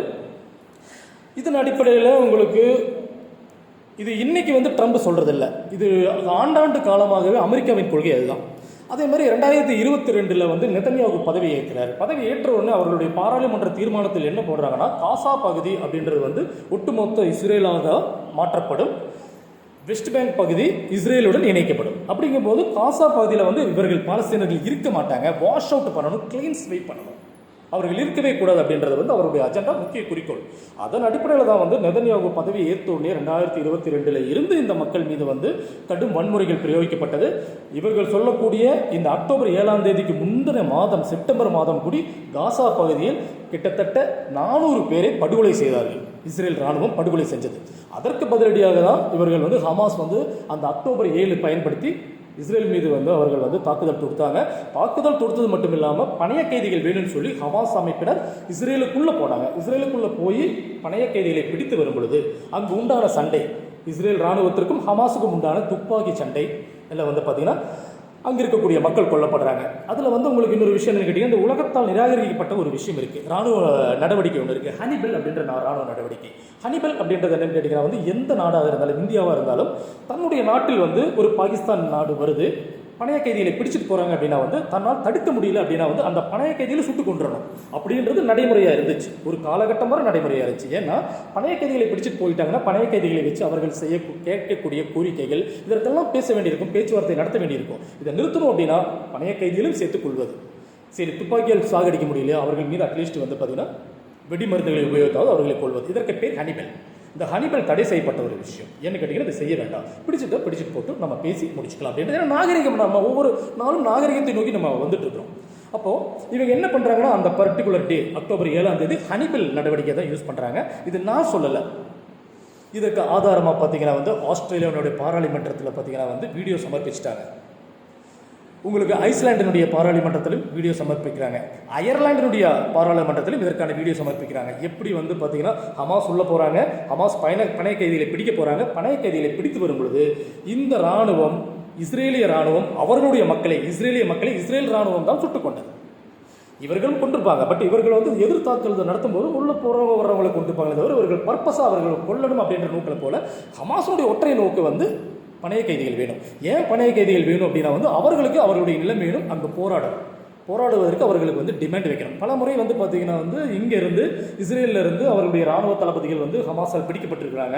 பிடிக்கப்பட்டு அவர்கள் கோரிக்கையின் மூலமாக அவர்களுடைய தேவைகளை நிறைவேற்றிருக்காங்க. என்ன தேவைன்னு கேட்டிங்கன்னா வந்து ஒரே ஒரு தேவை தான். இந்த பாலஸ்தீன பகுதியிலிருந்து உலகத்தில் எங்கேயுமே பார்க்க முடியாத ஒரு விஷயத்தை 3 வயது குழந்தை கூடி இஸ்ரேல் சிறையில் இருக்கு. எந்த சிறையிலையுமே இருக்காது. பார்த்தீங்கன்னா இஸ்ரேல் சிறையில் 3 வயது குழந்தை கூடி அரெஸ்ட் பண்ணி கொண்டு போயிடுவாங்க. குழந்தைகள் பெருமளவு இருக்கக்கூடிய இந்த உலகத்திலே இருக்கக்கூடிய ஒரு சிறை இஸ்ரேல் சிறை. அப்போது அந்த சிறையில் குழந்தைகள் 3 வயதில் உட்பட்ட குழந்தைகள், அது மட்டும் இல்லாமல் பெண்கள், இவர்கள் எல்லாம் இருக்கிறதுனால அவர்களிடம் வந்து பணைய கைதி கொண்டு வந்து நீங்கள் அந்த கைதிகளை, எங்கள் கைதிகள் எல்லாம் விடுவிச்சாதான் உங்களை விடுவோம் அப்படின்ற கோரிக்கைகள் மூலமாக ஹமாஸ் ஒவ்வொரு முறையும் அதை செஞ்சுட்டு இருந்தாங்க. இந்த முறை நாட்டுக்கான மிகப்பெரிய போராட்டத்தை அவர்கள் முன்னெடுத்து தான் இந்த முறை போனாங்க, அக்டோபர் 7 அப்படின்றது. இது மட்டும் இல்லாமல் இன்னொரு விஷயம், நம்ம முக்கியமான ஒரு விஷயம் தெரிஞ்சுக்கணும் அப்படின்னு என்னன்னு கேட்டிங்கன்னா வந்து இந்த உலகத்தில் அதிகமாக அனாதை குழந்தைகள் வாழக்கூடிய ஒரு மண் பாலஸ்தீன மண்.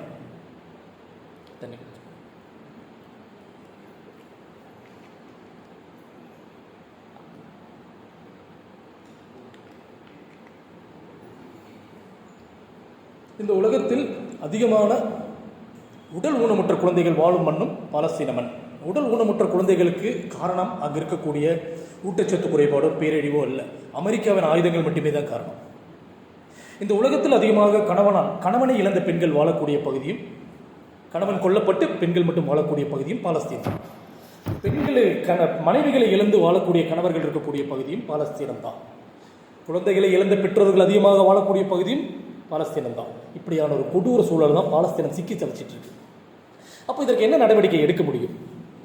மனசாட்சி இருக்கிறவங்க, கொஞ்சமாவது வந்து நியாயமாக பேசக்கூடியவங்க அப்படின்றவங்க சொல்லணும். அப்போது இதற்கான தீர்வு ஆயுதத்தை தூக்கி வர்றவங்ககிட்ட ஆயுதத்தில் தான் நம்ம பேச முடியும். அப்போது இது வந்து இந்த வார் பார்த்தீங்கன்னா அன்றைக்கி தொடங்குற வார், இது ஹமாஸினுடைய இந்த தாக்குதலை காரணமாக காட்டி இன்றைக்கி வரை கிட்டத்தட்ட பார்த்தீங்கன்னா ஒரு ஜென்ரலாக இருக்கக்கூடிய ஒரு நியூஸ் என்ன சொல்லுதுன்னு கேட்டிங்கன்னா வந்து 70,000 பேர் கொல்லப்பட்டிருக்காங்க அப்படின்றாங்க. அப்படி இல்லை, கிட்டத்தட்ட 4 லட்சத்துக்கு அதிகமான பேர் கொல்லப்பட்டதாக தான் செய்திகள். உங்களுக்கு பார்த்தீங்கன்னா வந்து அதாவது கொல்லப்பட்டவர்களுடைய பிணங்கள் மட்டுமே வந்து 70,000 பேர். அது இல்லாமல் இடிபாடுகளுக்குள் இவர்கள் வந்து இடிபாடுகளுக்குள் சிக்கினவங்க, அவங்களுடைய ரபல்ஸ் அப்படின்றது பார்த்தீங்கன்னா அதனுடைய எண்ணிக்கையில் இன்னும் வரல. அதெல்லாம் வரும்போது 4 லட்சத்துக்கு அதிகமாக கொல்லப்பட்டவருடைய எண்ணிக்கை இருக்கும். காயமடைந்தவர்கள், படுகாயமடைந்தவருடைய எண்ணிக்கை கிட்டத்தட்ட 3 லட்சத்துக்கு மேலே வந்து போகுது இந்த 2 வருடங்களில் மட்டுமே. அப்போ உங்களுக்கு இது எவ்வளவு காலம் வந்து இந்த மக்கள் வந்து இவ்வளவு ஒரு அநீதிக்கு கீழே வாழ்ந்து கொண்டு இருக்க முடியும் அப்படின்ற ஒரு கொஸ்டின் மார்க் இருக்குது. அப்போ இந்த இதில் முக்கியமான ஒரு விஷயம் என்னன்னு கேட்டிங்கன்னா இந்த காசா பகுதி மட்டும் இல்லாமல் இந்த பாலஸ்தீன பகுதி எல்லாமே பார்த்தீங்கன்னா வந்து எண்ணெய் வளமும் எரிவாயு வளமும் மிக நிறைந்த பகுதிகள். அப்போ இதை வந்து ஒருபோதுமே இதை விட்டு தர்றதுக்கு வந்து பார்த்தீங்கன்னா அமெரிக்கா முன் வர்றது இல்லை, முன் வரவும் வராது. இதுக்கு ஒரு எக்ஸாம்பிள் உங்களுக்கு சொல்லணும்னு கேட்டிங்கன்னா, ட்ரம்புக்கு முன்னாடி ஜோ பைடன் இருந்தார். இந்த ஜோ பைடன் வந்து அமெரிக்கன் காங்கிரஸில், அமெரிக்கன் பாராளுமன்றத்தில் வந்து ஒரு கேள்வி வருது, நீங்கள் இவ்வளோ பணத்தை கொண்டு போய் உக்ரைன்லையும் இஸ்ரேலையும் நீங்கள் இன்வெஸ்ட் பண்ணுறீங்கல்ல, இதுக்கு எதற்காக நீங்கள் இப்படி பண்ணிட்டு இருக்கீங்க? இது வந்து நம்மளுடைய நாட்டு மக்களுக்கு இது தேவைப்படணும் இல்லை, அதை விட்டுட்டு நீங்கள் வந்து தேவையில்லாமல் இஸ்ரேலுக்கு இவ்வளோ பணம் கொடுக்குறீங்க, உக்ரைனுக்கு பணம் கொடுக்குறீங்கன்னா அவர் ஒரு வேர்டு சொல்கிறார். அதுக்கான ரிப்ளை என்ன சொல்கிறாரு கேட்டிங்கன்னா, இது எல்லாமே இன்வெஸ்ட்மெண்ட், வெயிட் பண்ணி பாருங்கள், நான் பண்ணுற இன்வெஸ்ட்மெண்ட்டுக்கான ரிட்டர்ன்ஸ் உங்களுக்கு எப்படி வரப்போகுது, அதை மட்டும் நீங்கள் வெயிட் பண்ணி பாருங்கன்றார். அப்போது உங்களுக்கு ஒன்றும் இல்லை, இன்றைக்கி வரையும் என்ன பண்ணுறாங்கன்னு கேட்டிங்கன்னா வந்து இந்த மக்களிடமிருந்து காசா மக்கள், பாலஸ்தீன மக்களிடமிருந்து கைப்பற்ற பகுதிகள் இருந்தெல்லாம் பார்த்தீங்கன்னா கச்சா எண்ணெய் எடுத்துகிட்டு தான் இருக்கிறாங்க. இஸ்ரேல் எடுத்து அமெரிக்கா சப்ளை பண்ணிட்டு தான் இருக்காங்க. அப்போது உங்களுக்கு அது மட்டும் இல்லாமல் அங்கே இருக்கக்கூடிய அந்த சீ டு தி ரிவர் அப்படிம்பாங்க. அந்த சி பகுதியிலெல்லாம் பார்த்தீங்கன்னா வந்து அந்த காசா கடல் பகுதியிலெல்லாம் வந்து இந்த காசா மண்ணில் இருக்கிறத விட எண்ணெய் வளம் பார்த்தீங்கன்னா மிகப்பெரிய எண்ணெய் வளத்தை வயலை வந்து கண்டெடுத்திருக்காங்க. இதை விடுறதுக்கு இவர்கள் மனசு இல்லை, ஒருபோதும் விட மாட்டாங்க. அவ்வளோ பணத்தை வந்து இவர்கள் வந்து போருக்காக வந்து அவர்கள் செலவு செஞ்சுருக்காங்க. அமெரிக்கா செலவு செஞ்சுருக்கு, அமெரிக்காவுக்கு துணையாக பிரிட்டன் செலவு செஞ்சுருக்கு, முடிஞ்ச வரை ஃப்ரான்ஸும் செலவு செஞ்சுருக்கு. ஃப்ரான்ஸுக்கு ஏற்கனவே பார்த்தீங்கன்னா வந்து அவர்கள் மிகப்பெரிய காலனி வச்சு நடத்திட்டு இருக்காங்க. லெபனானெல்லாம் ஃப்ரான்ஸுடைய கீழே கண்ட்ரோல் இருந்தது, சிரியாவும் ஃப்ரான்ஸுடைய கண்ட்ரோல் இருந்தது. இப்போது இவர்கள் எப்படியெல்லாம் இந்த ஆக்கிரமிப்புக்கு வந்து தன்னை தயார்படுத்திக்கிறாங்க ஏகாதிபத்தியங்கள் அப்படின்ற ஒரு விஷயம் இருக்குது. இதை வந்து உங்களுக்கு வந்து இறந்து போன யாஹியா சின்வார், ஹமாஸுடைய லீடர், அவர் சொல்லியிருப்பார். இப்போது உங்களுக்கு ISISன்னு ஒரு அமைப்பு இருக்குது, தீவிரவாத அமைப்பு இருக்குது, இஸ்லாமிய தீவிரவாத அமைப்பு அப்படிம்பாங்க.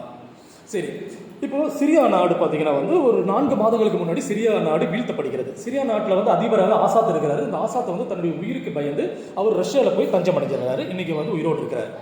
இப்போ இந்த சிரியாவில் வந்து யார் வந்து பார்த்தீங்கன்னா சிரியாவை ஆண்டுட்டு இருக்கிறாங்கன்னு ஒரு கொஸ்டின் இருக்குது பார்த்தீங்கன்னா வந்து. அப்போது அந்த ஆட்சியாளருடைய பேர் வந்து ஜுலானி அப்படின்றது. சரி, யார் இந்த ஜுலானி, எங்கேருந்து வர்றாரு? அவர் தான் பார்த்தீங்கன்னா ISIS தலைவராக இருக்கார். அவர் பார்த்தீங்கன்னா அவர் தான் லீடர் ISIS. சரி, ISIS உண்மையாலுமே இஸ்லாமிய அடிப்படைவாத கொலைக்களம் அமைப்பு தானா அப்படின்னு பார்த்தீங்கன்னா அப்படியும் இல்லை. அதுக்கான ஓப்பன் ஸ்டேட்மெண்ட் வந்து ட்ரம்பே சொல்கிறாரு. இதை உருவாக்குனது வந்து ஹிலாரி கிளின்டன் அப்படின்றாரு. ஒபாமாவை ஹிலாரி கிளின்டன் தான் உருவாக்குனாங்க அப்படின்றாரு. ஆதாரப்பூர்வமாக டேட்டோடு அவர் தர்றாரு. இதை இன்னைக்கு இவர் மறுக்கவே இல்லை. ஆமாம், உருவாக்கின போதே வந்து அப்போதைய தலைவர் வந்து பார்த்தீங்கன்னா எபிராஹிம் ஒருத்தர் இருந்தார். அந்த இப்ராஹிம் கிடையாது, எபிராஹிம். சரி, இப்ராஹிம் யாருன்னு கேட்டீங்கன்னா அவர் ஒரு யூதர். அவர்கள் தான் ISIS உருவாக்குறாங்க. அப்போ ISIS உருவாக்குவதன் நோக்கம் என்னன்னு கேட்டிங்கன்னா இஸ்லாமிய வெறுப்பை வந்து பார்த்தீங்கன்னா வந்து உலகம் முழுவதுமே பரப்புறது. அப்போது இந்த மக்களுக்கு குறிப்பாக இந்த மத்திய கிழக்கு பகுதி, மிடில் ஈஸ்ட் பகுதி தனக்கு வேணும். மிடில் ஈஸ்ட் பகுதி முழுக்க இஸ்லாமிய மக்கள். அப்போ இதன் மீது படையெடுத்து இங்கே நடத்தக்கூடிய பேரழிவை எதன் மீது வந்து நம்ம வந்து எதை போட்டு நம்ம துடைக்கணும்னு ஒரு விஷயம் இருக்குது. அப்போ என்ன சொல்கிறாங்கன்னு கேட்டிங்கன்னா உங்களுக்கு அப்போ இருந்து பில் கிளின்டனில் இருந்து, ஒபாமாவில் இருந்து, ஜோ பிடனில் இருந்து, இன்னைக்கு வரக்கூடிய அதிபர் வரையும் சொல்லக்கூடிய ஒரே வார்த்தை வந்து இஸ்லாமிய பயங்கரவாதத்திற்கு எதிரான போர் அப்படின்னு எல்லோரையும் நம்ப வைக்கிறாங்க.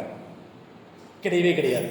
சரி, அப்படி நீங்கள் வந்து இஸ்லாமிய பயங்கரவாதத்திற்கு எதிராக நீங்கள் வந்து போர் புரியுறீங்க அப்படின்னா வந்து நீங்கள் எதற்காக நீங்கள் வந்து ஆப்பிரிக்கா பகுதியில் கைப்பற்றணும்? இன்னைக்கு ஆப்பிரிக்காவில் இருக்கக்கூடிய பெரும்பான்மை பகுதியும் பிரான்ஸ் கையில் இருக்குது, அமெரிக்கா கையில் இருக்குது, பிரிட்டன் கையில் இருக்குது. அங்கே இருக்கக்கூடிய தங்கங்களை இவர்கள் மட்டும்தான் கொள்ளையடிக்கிறாங்க. அங்கே இருக்கக்கூடிய இன்னைக்கு யுரேனியம் செறிவூட்டுறதை சொல்கிறாங்களே, யுரேனியம் இவர்கள் மண்ணில் கிடையவே கிடையாது. பிரான்ஸில் ஒரு துளி தங்கம் இல்லைங்க. ஆனால் இன்னைக்கு உலகத்தினுடைய தங்க கையிருப்பில் வந்து முதன்மையாக பிரான்ஸ் இருக்குது. எங்கேருந்து கிடைச்சது இவனுக்கு? ஃப்ரெண்ட்ஸ்க்கு எவ்வளோ தங்கம் எங்கேருந்து கிடைச்சது? மண்ணில் தங்கமே கிடையாது. ஆப்பிரிக்காவில் கொள்ளையடிச்சு கொண்டு போனாங்க. ஆப்பிரிக்காவில் மக்களுக்கு அடுத்த வேலை உணவுக்கு வழி இல்லை, பட்னியில் செத்துட்டு இருக்கிறாங்க.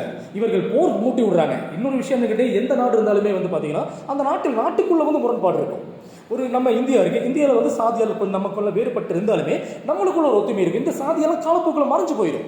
அதுதான் இயக்கவியல் விதி. பார்த்தீங்கன்னா நம்மளோட முதலாளித்துவ வளர்ச்சியிலையும் பொருளாதார வளர்ச்சியும் பொருளாதாரத்தை நோக்கி நம்ம படையெடுக்கக்கூடிய ஒரு சூழலில் சாதியெல்லாம் கரைஞ்சு போயிடும், காணாமல் போயிடும். அது நம்ம நாட்டினுடைய பிரச்சனை, நம்ம அதை பார்த்துக்கலாம். இவன் யார், பிரிட்டன் யார் நம்மளே வந்து கேள்வி கேட்கறது, அது ஒரு விஷயம் இருக்குது. அதே தான் இஸ்லாத்துலையும் பார்த்தீங்கன்னா வந்து அங்கேயும் அதான் கேட்குறது. அதே தான் ஆப்பிரிக்காவுக்கும் செல்லுபடியும். ஆப்பிரிக்காவில் பார்த்தீங்கன்னா வந்து பெரும்பான்மையாக நிறைய மக்கள் பார்த்தீங்கன்னா வந்து இனங்களாக பிரிஞ்சிருக்கிறாங்க. இந்த இனக்குழுக்களை பயன்படுத்தி அவர்களுக்குள்ள வந்து போரை உண்டு பண்ணி அவர்களுக்குள் முரண்பாடுகளை முறுக்கேற்றி அவர்களுக்கு ஆயுதம் வழங்கி அவர்களுக்குள்ள சண்டையிட வச்சு அந்த பகுதியை கைப்பற்றுவது தொடர்ந்து பிரிட்டனுடைய பழக்கம், தொடர்ந்து அமெரிக்காவுடைய பழக்கம், தொடர்ந்து பிரான்ஸுடைய பழக்கம், தொடர்ந்து ஜெர்மனியும் இதில் இருக்காங்க. இந்த வல்லாதிக்க நாடுகள் எல்லாமே இருக்காங்க. சரி, இதில் ரஷ்யா இல்லைன்னு கேட்டிங்கன்னா ரஷ்யாவும் இருக்காங்க. ஆமாம். அப்போது உங்களுக்கு இவர்களுடைய நோக்கு அப்படின்றது பார்த்தீங்கன்னா வந்து வளம் மிகுந்த பகுதியில் எப்படியாவது தன்னுடைய கைக்குள்ளே போட்டுக்கணும், அங்கே இருக்கக்கூடிய வளங்களை எல்லாம் தன்னுடைய நாட்டுக்கு பயன்படுத்திக்கிறோம். அது ஒரு சிம்பிளான வழி. அப்போ உங்களுக்கு பார்த்தீங்கன்னா தன்னுடைய நாட்டில் வந்து தொழில் சரியாக நடக்கலை, இந்த பிரச்சனையெல்லாம் இல்லை. ஆனால் நமக்கு சர்வசாரமாக அங்கேருந்து தங்க வருது ஃப்ரான்ஸுக்குள்ளே பார்த்தீங்கன்னா உற்பத்தி எதுவுமே இல்லை. உற்பத்தி இல்லைன்னா என்ன, நம்ம தான் அங்கேருந்து அபகரிப்பு இல்லை கொள்ளையடிக்குன்னு வச்சுக்கலாம். பார்த்தீங்கன்னா அங்கேருந்து கொள்ளையடிச்சு கொண்டு வரோமே, அது நமக்கு போதுமே அப்படின்ற ஒரு விஷயம் வந்து ஃப்ரான்ஸுக்கும் இருக்குது, அமெரிக்காவுக்கும் இருக்குது. அமெரிக்காவில் உற்பத்தி கிடையாது. அமெரிக்காவில் உற்பத்தி அப்படின்னா ராணுவ தளவாடங்கள் மட்டும்தான், ராணுவ பொருட்கள் மட்டும் அவங்க உற்பத்தி பண்ணுறாங்க. அப்போ இதனுடைய அடிப்படையில் தான் இந்த ஆக்கிரமிப்புகளும் இந்த போர்களும் முன்னெடுக்கப்படுகிறது முழுக்க. மற்றபடி இவர்கள் சொல்லிக்கிற மாதிரி பார்த்தீங்கன்னா வந்து ஆப்பிரிக்காவில் போய் இவர்கள் பயங்கரவாதத்தை ஒழிக்க போகிறாங்களோ, இல்லை மிடில் ஈஸ்ட்டில் போய் இவர்கள் பயங்கரவாதத்தை ஒழிக்க போகிறாங்களோ, ஒன்றும் கிடையாது. அங்கே பயங்கரவாதமே இவர்களால் தான் உருவாக்கப்படுது. ISIS அப்படின்ற தீவிரவாத அமைப்பு இவர்களும் உருவாக்குறாங்க. மக்கள் மீது. அப்புறம் அந்த ஐஎஸ்ஐஎஸ்ஐ தீவிரவாத அமைப்பை வந்து பார்த்தீங்கன்னா வந்து ஒன்றும் இல்லாமல் ஒரு கட்டத்தில் பார்த்தீங்கன்னா அது மிகப்பெரிய ஒரு வளர்ச்சி பூம் ஆகிட்டு வருது. அது ஒன்றும் இல்லாமல் பண்ணுறவங்க யாருன்னு கேட்டிங்கன்னா இவங்க தான் பண்ணுறாங்க. பார்த்தீங்கன்னா ஹிஸ்புல்லா தான் பண்ணுறாங்க. லெபனானில் ஹிஸ்புல்லான்ற ஒரு அமைப்பு இருக்குது. எப்படி ஹமாஸ் ஒரு அமைப்பு இருக்கோ அதே மாதிரி தான் பார்த்தீங்கன்னா வந்து ஏகாதிபத்தியங்களில் வந்து தங்களை பாதுகாத்துக் கொள்வதற்காக அந்த மக்களுடைய ஒரு குழு, அது பார்த்தீங்கன்னா வந்து பாராளுமன்றத்தில் இடம்பெற்ற ஒரு குழு தான் ஹிஸ்புல்லான்ற ஒரு அமைப்பு. அவர்கள் தான் ஒரு ஆயுதம் தாங்கி ஒரு படைக்குழுவை உருவாக்குறாங்க. அதற்கு ஈரான் ஆயுதங்களை கொடுக்கலாம், பணங்களை எல்லாம் கொடுக்குறாங்க. ஆனால் அந்த மக்கள் யாருக்கு எதிராக நிற்கிறாங்க அப்படின்னு கேட்டிங்கன்னா வந்து அவர்கள் இந்த ஏகாதிபத்தியங்களுக்கு எதிராக தான் நிற்கிறாங்க. அதாவது ஒரு நிமிடம் அவர்கள் வந்து கண் மூடிட்டாங்க அப்படின்னா வந்து அந்த பகுதியில் அனைத்துமே வந்து இவர்கள் கைப்பற்றிடுவாங்க, எண்ணெய் வளமிக்க பகுதிகள். அப்போ இவர்களுக்கு எதுவுமே இல்லை. ஒரு ஏகாதிபத்தியம் வந்து ஒரு நாட்டை கைப்பற்றிச்சுன்னா நம்மெல்லாம் பஞ்சப்பராரிகளாக தான் போடும், எதுவுமே கேள்வி இல்லை. அவனுக்கு நம்மளை பற்றி நம்ம அடிமைகள் தான். அப்போ அவனுடைய நம்மளிடம் இருக்கக்கூடிய வளங்களை திருடி கொண்டு போய் கொள்ளையடிச்சு கொண்டு போய் அவனுடைய நாட்டை வளப்படுத்துவது மட்டுமே தான் நோக்கமாக இருக்கும். அதற்காக உருவாக்கப்பட்டதான் ஹிஸ்புல்லா. இந்த ஹிஸ்புல்லாவுக்கும் ஐஎஸ்ஐஎஸ்க்கும் நடந்த வார் அப்படின்றது மிகப்பெரிய ஒரு ஹிஸ்டோரிக்கல் வார். இந்த வாரில் தான் பார்த்தீங்கன்னா வந்து இவர்கள் ஒடுக்கப்படுறாங்க, ஐஎஸ்ஐஎஸ்ஐ ஒடுக்கப்படுறாங்க, ஐஎஸ்ஐஎஸ்ஐ சத்தத்தை அடக்கிறாங்க. அப்போது இதில் வந்து நம்ம யார் பக்கம் நிற்கணும்? தீவிரவாதம் பக்கம் நிற்கணுமா, தீவிரவாதத்துக்கு எதிராக இருக்கிற ஒரு பக்கம் நிற்கணுமான்னு ஒரு கொஸ்டின் மார்க் கூட இங்கே வருது பார்த்தீங்கன்னா. அப்போ இந்த போர் அப்படின்றது வந்து உங்களுக்கு ஒரு விஷயம், அடிப்படையான ஒரு விஷயம். போர் வேண்டாம், போர் வந்து மனித குலத்திற்கு எதிரானது தான், எல்லாமே ஒத்துக்கிறேன். கண்டிப்பாக போரே வேண்டாம், போரற்ற உலகை நம்ம படைத்தே ஆகணும். அதுக்கு என்ன பண்ணணும்? அதுக்கு என்ன பண்ணணும்னு கேட்டிங்கன்னா வந்து போர்னு எப்பொழுதுமே பிரகடனப்படுத்தி கொண்டு அடுத்த நாடுகளை ஆக்கிரமிக்க வருபவனை நம்ம வந்து வீழ்த்தணும். அதற்கு ஒரே வழி பார்த்தீங்கன்னா வந்து நீதிக்கான போர் தான். நமக்கு வந்து அநீதிக்கு எதிரான நீதி போர் நமக்கு தேவைப்படுது. அப்போ அதைத்தான் வந்து இன்றைக்கி வந்து நடந்துட்டுருக்கு, மிடில் ஈஸ்ட்டில் நடந்துட்டுருக்கு.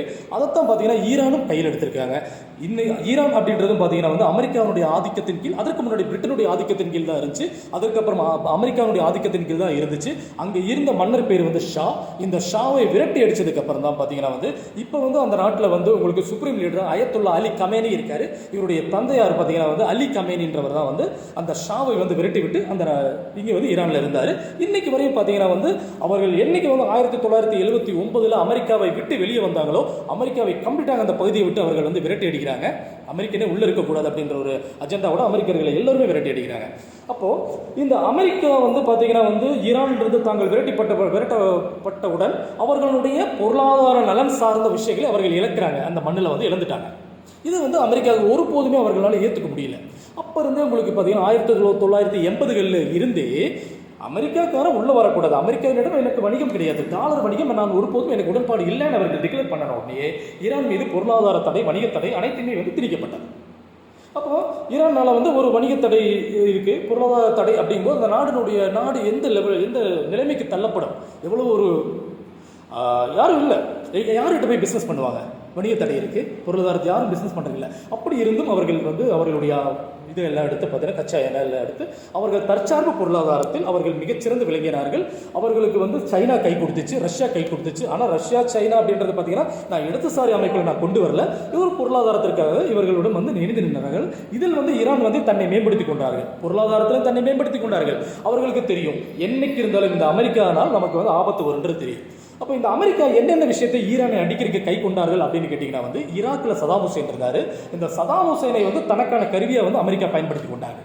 அப்போ சதாம் ஹுசேனுக்கு தேவையான ஆயுதங்களை எல்லாம் வந்து இவர்கள் கொடுத்தாங்க, அமெரிக்கா கொடுத்தாங்க. ஈரானுடன் நீ சண்டை போடு, நாங்கள் எல்லாமே பார்த்துக்கிறோம் அப்படின்னாங்க. அதாவது நீண்ட கால போர் அதுக்கு பேர் பார்த்தீங்கன்னா. இந்த நீண்ட கால போர் புரியறதுல வந்து பார்த்தீங்கன்னா ஏற்கனவே ஈரானுக்கு வந்து மிகப்பெரிய ஒரு அனுபவம் இருக்குது. எந்த அனுபவம், யார் கொடுத்த அனுபவம் கேட்டிங்கன்னா ஈராக்கு கொடுத்த அனுபவம் தான். ஈராக்கு வந்து அமெரிக்காவுடைய பின்புலத்தில் இவர்கள் மீது நீண்ட கால போர் பண்ணுறாங்க. அதுலேயும் வந்து ஈராக்கை வீழ்த்த முடியல.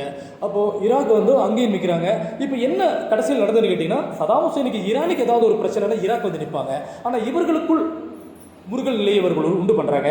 அந்த முருகல் நிலைக்கு ஒரு காரணம் இருக்குது, அதாவது சன்னி சியான்னு இஸ்லாத்தில் பிரிவு இருக்குது பார்த்தீங்கன்னா வந்து. அப்போ ஈராக் அப்படின்றது பார்த்தீங்கன்னா வந்து ஷியா பிரிவை சேர்ந்தவர்கள், சதாம் ஹுசேன் வந்து சன்னி பிரிவை சேர்ந்தவர்கள். இன்றைக்கும் வந்து சவுதி அரேபியா அப்படின்றவங்கலாம் வந்து அமெரிக்கா கூட தான் இணைஞ்சு நிற்கிறாங்க. என்ன கேட்டிங்கன்னா சவுதி அரேபியா வந்து சன்னி பிரிவை சார்ந்தவர்கள், ஈரான் அப்படின்றவங்க வந்து ஷியா பிரிவை சார்ந்தவர்கள். ஆனால் அயத்துல்லா அலி காமேனி ரொம்ப தெளிவாக சொல்கிறாரு, நீங்கள் சன்னியாக இருந்துட்டு போங்க, ஷியாவாக இருந்துட்டு போங்க, அது எங்களுக்கு பிரச்சனை இல்லை.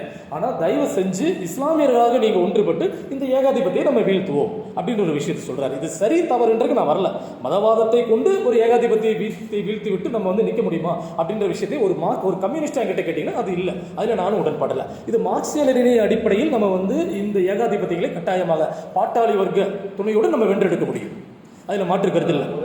கேளுங்க.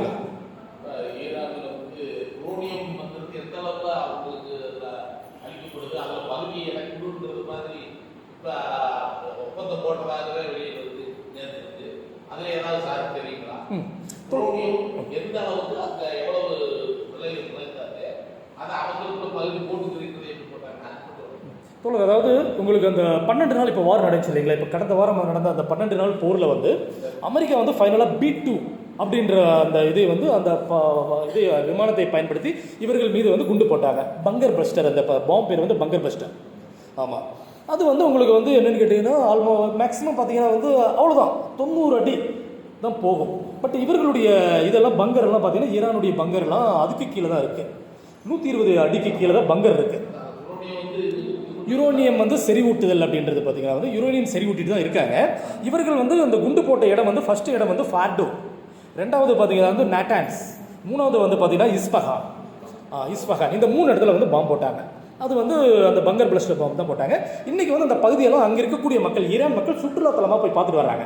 ஏன்னா மிகப்பெரிய கிணறு மாதிரி உண்டாயிருக்கு போட்ட பகுதியிலலாம். யுரேனியத்துக்கு எந்த ஒரு பாதிப்பும் கிடையாது. இன்னொரு விஷயம் என்னன்னு கேட்டிங்கன்னா, இவர்கள் அங்கே அட்டாக் பண்ணுவாங்கன்னு தெரிஞ்சு ஈரான் வந்து அங்கே இருக்கக்கூடிய யுரேனியத்தை எல்லாமே வந்து அவங்க வந்து வேறு பகுதிக்கு மாற்றிட்டாங்க. இன்றைக்கி என்ன சொல்கிறாங்கன்னு கேட்டிங்கன்னா, உங்களுக்கு வந்து அணு ஆயுத தடுப்பு ஒப்பந்தத்திலிருந்து ஈரான் தன்னை விலக்கி கொண்டது. சரி, ஓகே, ஈரான் வந்து அணு ஆயுதம் வச்சுக்க கூடாதுன்னு சொல்கிறீல்ல, ஓகே சரிதான். உங்கள்கிட்ட அணு ஆயுதம் இருக்கான்னு கேட்கணும் இல்லையா? அமெரிக்கா வச்சிருக்கான அணு ஆயுதம், அதுக்கு என்ன பதில் சொல்ல போகிறான்? சரி இருக்கட்டும். இஸ்ரேல்கிட்ட அணு ஆயுதம் இருக்கா இல்லையா? இஸ்ரேல் அணு ஆயுதம் வச்சிருக்கான். அப்போ உங்களுக்கெல்லாம் பிரிட்டன் வச்சிருக்கான், ரஷ்யா வச்சிருக்கான், இந்தியா வச்சிருக்கு, பாகிஸ்தான் வச்சிருக்கான, பாகிஸ்தான் இருக்கு, வடகொரியா இருக்கு. அப்போ ஏன் ஈரான் வைக்கக்கூடாது? அப்படி ஒரு கொஸ்டின் வருது இல்லையா? அது என்ன உனக்கு மட்டும் ஏன் நான் சரி விட்டு உனக்கு என்ன பிரச்சனை? என் நாடு, என்னுடைய நாட்டுக்கு பாதுகாப்பு. இப்போ நீ வந்து இந்த பாலஸ்தீன மக்களை கொள்கிறாய், இப்போ கொண்டுட்டே இருக்க. நீ வந்து ரெகுலராக வந்து கொள்றதே உனக்கு வேலை. தோழர், என்னைக்கு வந்து பார்த்தீங்கன்னா 1937 இந்த கதையை சொல்கிறேன். 1937 நான் பேசிகிட்டு இருக்கிற இந்த நிமிடம் வரை அந்த மண்ணில் கொலை நடக்காத ஒரு நாள் கிடையாது, ஒரு நாள் கூட கிடையாது. சியோனிஸ்டுகள் பாலஸ்தீனர்களை கொல்லாத ஒரு நாள் இன்னைக்கு வரை கிடையாது. இந்த 70 மாறி இல்லை தோழர், இதையும் மாற்றணும். இது பாதிக்கப்படுவது பாலஸ்தீன மக்கள் மட்டும்தான். அவர்கள் பாதிக்கப்படலை, அவர்கள் பாதிக்கப்பட்டார்கள். இப்போ கடந்த வாரம் தான் பாதிக்கப்பட்டாங்க. ஈரான் வந்து அவருடைய மிசைல் விட்டாங்க இல்லைங்களா, ஏவுகணைகள், அப்பதான் பாதிக்கப்படலை. ஏன்னா இவர்களுக்கான அனைத்துமே தடுத்து வைக்கப்பட்டிருக்கு. தோழர், என்ன விஷயம் கேட்டிங்கன்னா, இந்த காசா பகுதி மக்கள் வந்து பார்த்தீங்கன்னா அவர்களுக்கு பாலஸ்தீனுக்குள்ள வந்து ரயில் நிலையங்கள் இருக்கு. இந்த ரயில் நிலையங்களை வந்து அமெரிக்காவுடைய பாரிய குண்டுகளை போட்டு அழிச்சாங்க. உனக்கு எதுக்கு ரயில்? நீ ரயில் போக்குவரத்தெல்லாம் பயன்படுத்தக்கூடாது, உனக்கு அதெல்லாம் தேவையில்லை, அழிச்சாங்க. எப்படி நீங்க இதை பார்ப்பீங்க? இவர்களுக்கு ஏர்போர்ட் இருந்தது தோழர், இது விமான போக்குவரத்து இருந்துச்சு பாலஸ்தீன்ல. அந்த விமான போக்குவரத்து, விமான தளங்கள் அனைத்தையுமே அமெரிக்காவுடைய கூட்ட போட்டு அழிச்சாங்க. உனக்கு எதுக்குடா விமானம்? இதெல்லாம் தீர்மானம் எங்க போடுறாங்கன்னு கேட்டீங்கன்னா, இஸ்ரேல் பாராளுமன்ற தீர்மானங்களை போட்டு தான் அழிக்கிறாங்க. ஓஸ்லே ஒப்பந்தம், ஒதுக்குமே செல்லாத ஒரு ஒப்பந்தம் வந்து போட்டாங்க. இந்த மக்களுக்கு, பாலஸ்தீன மக்களுக்கு எதுவுமே பயனளிக்காத ஒப்பந்தம். அது கூட அவர்களால் ஏற்றுக்க முடியல, சியோனிச தீவிரவாதிகளால் ஏற்றுக்க முடியாம அப்ப இருந்த அவர்களுடைய பிரைம் மினிஸ்டர் ராபின் அவர் பேரை சுட்டு கொண்டாங்க. தோழர், ஒரு நாட்டில் ஒரு மக்கள் இருக்காங்க, அங்கே போய் உங்களுக்கு பார்த்தீங்கன்னா குழந்தைகளை கொள்வது சரின்னு சொல்கிறாங்க, பாராளுமன்ற தீர்மானமும் அவர்கள் சொல்கிறாங்க. அப்படின்னா அவர்களுடைய கொள்கை எந்த அளவுக்கு இருக்குன்னு நினைச்சு பாருங்க நீங்க. இப்போ ஈரான்கிட்ட வந்து அணு ஆயுதம் இருக்குன்னு 22 வருஷமா வந்து நெத்தன்யாஹு இதே மனுஷன் தான் சொல்லிட்டு வரான்.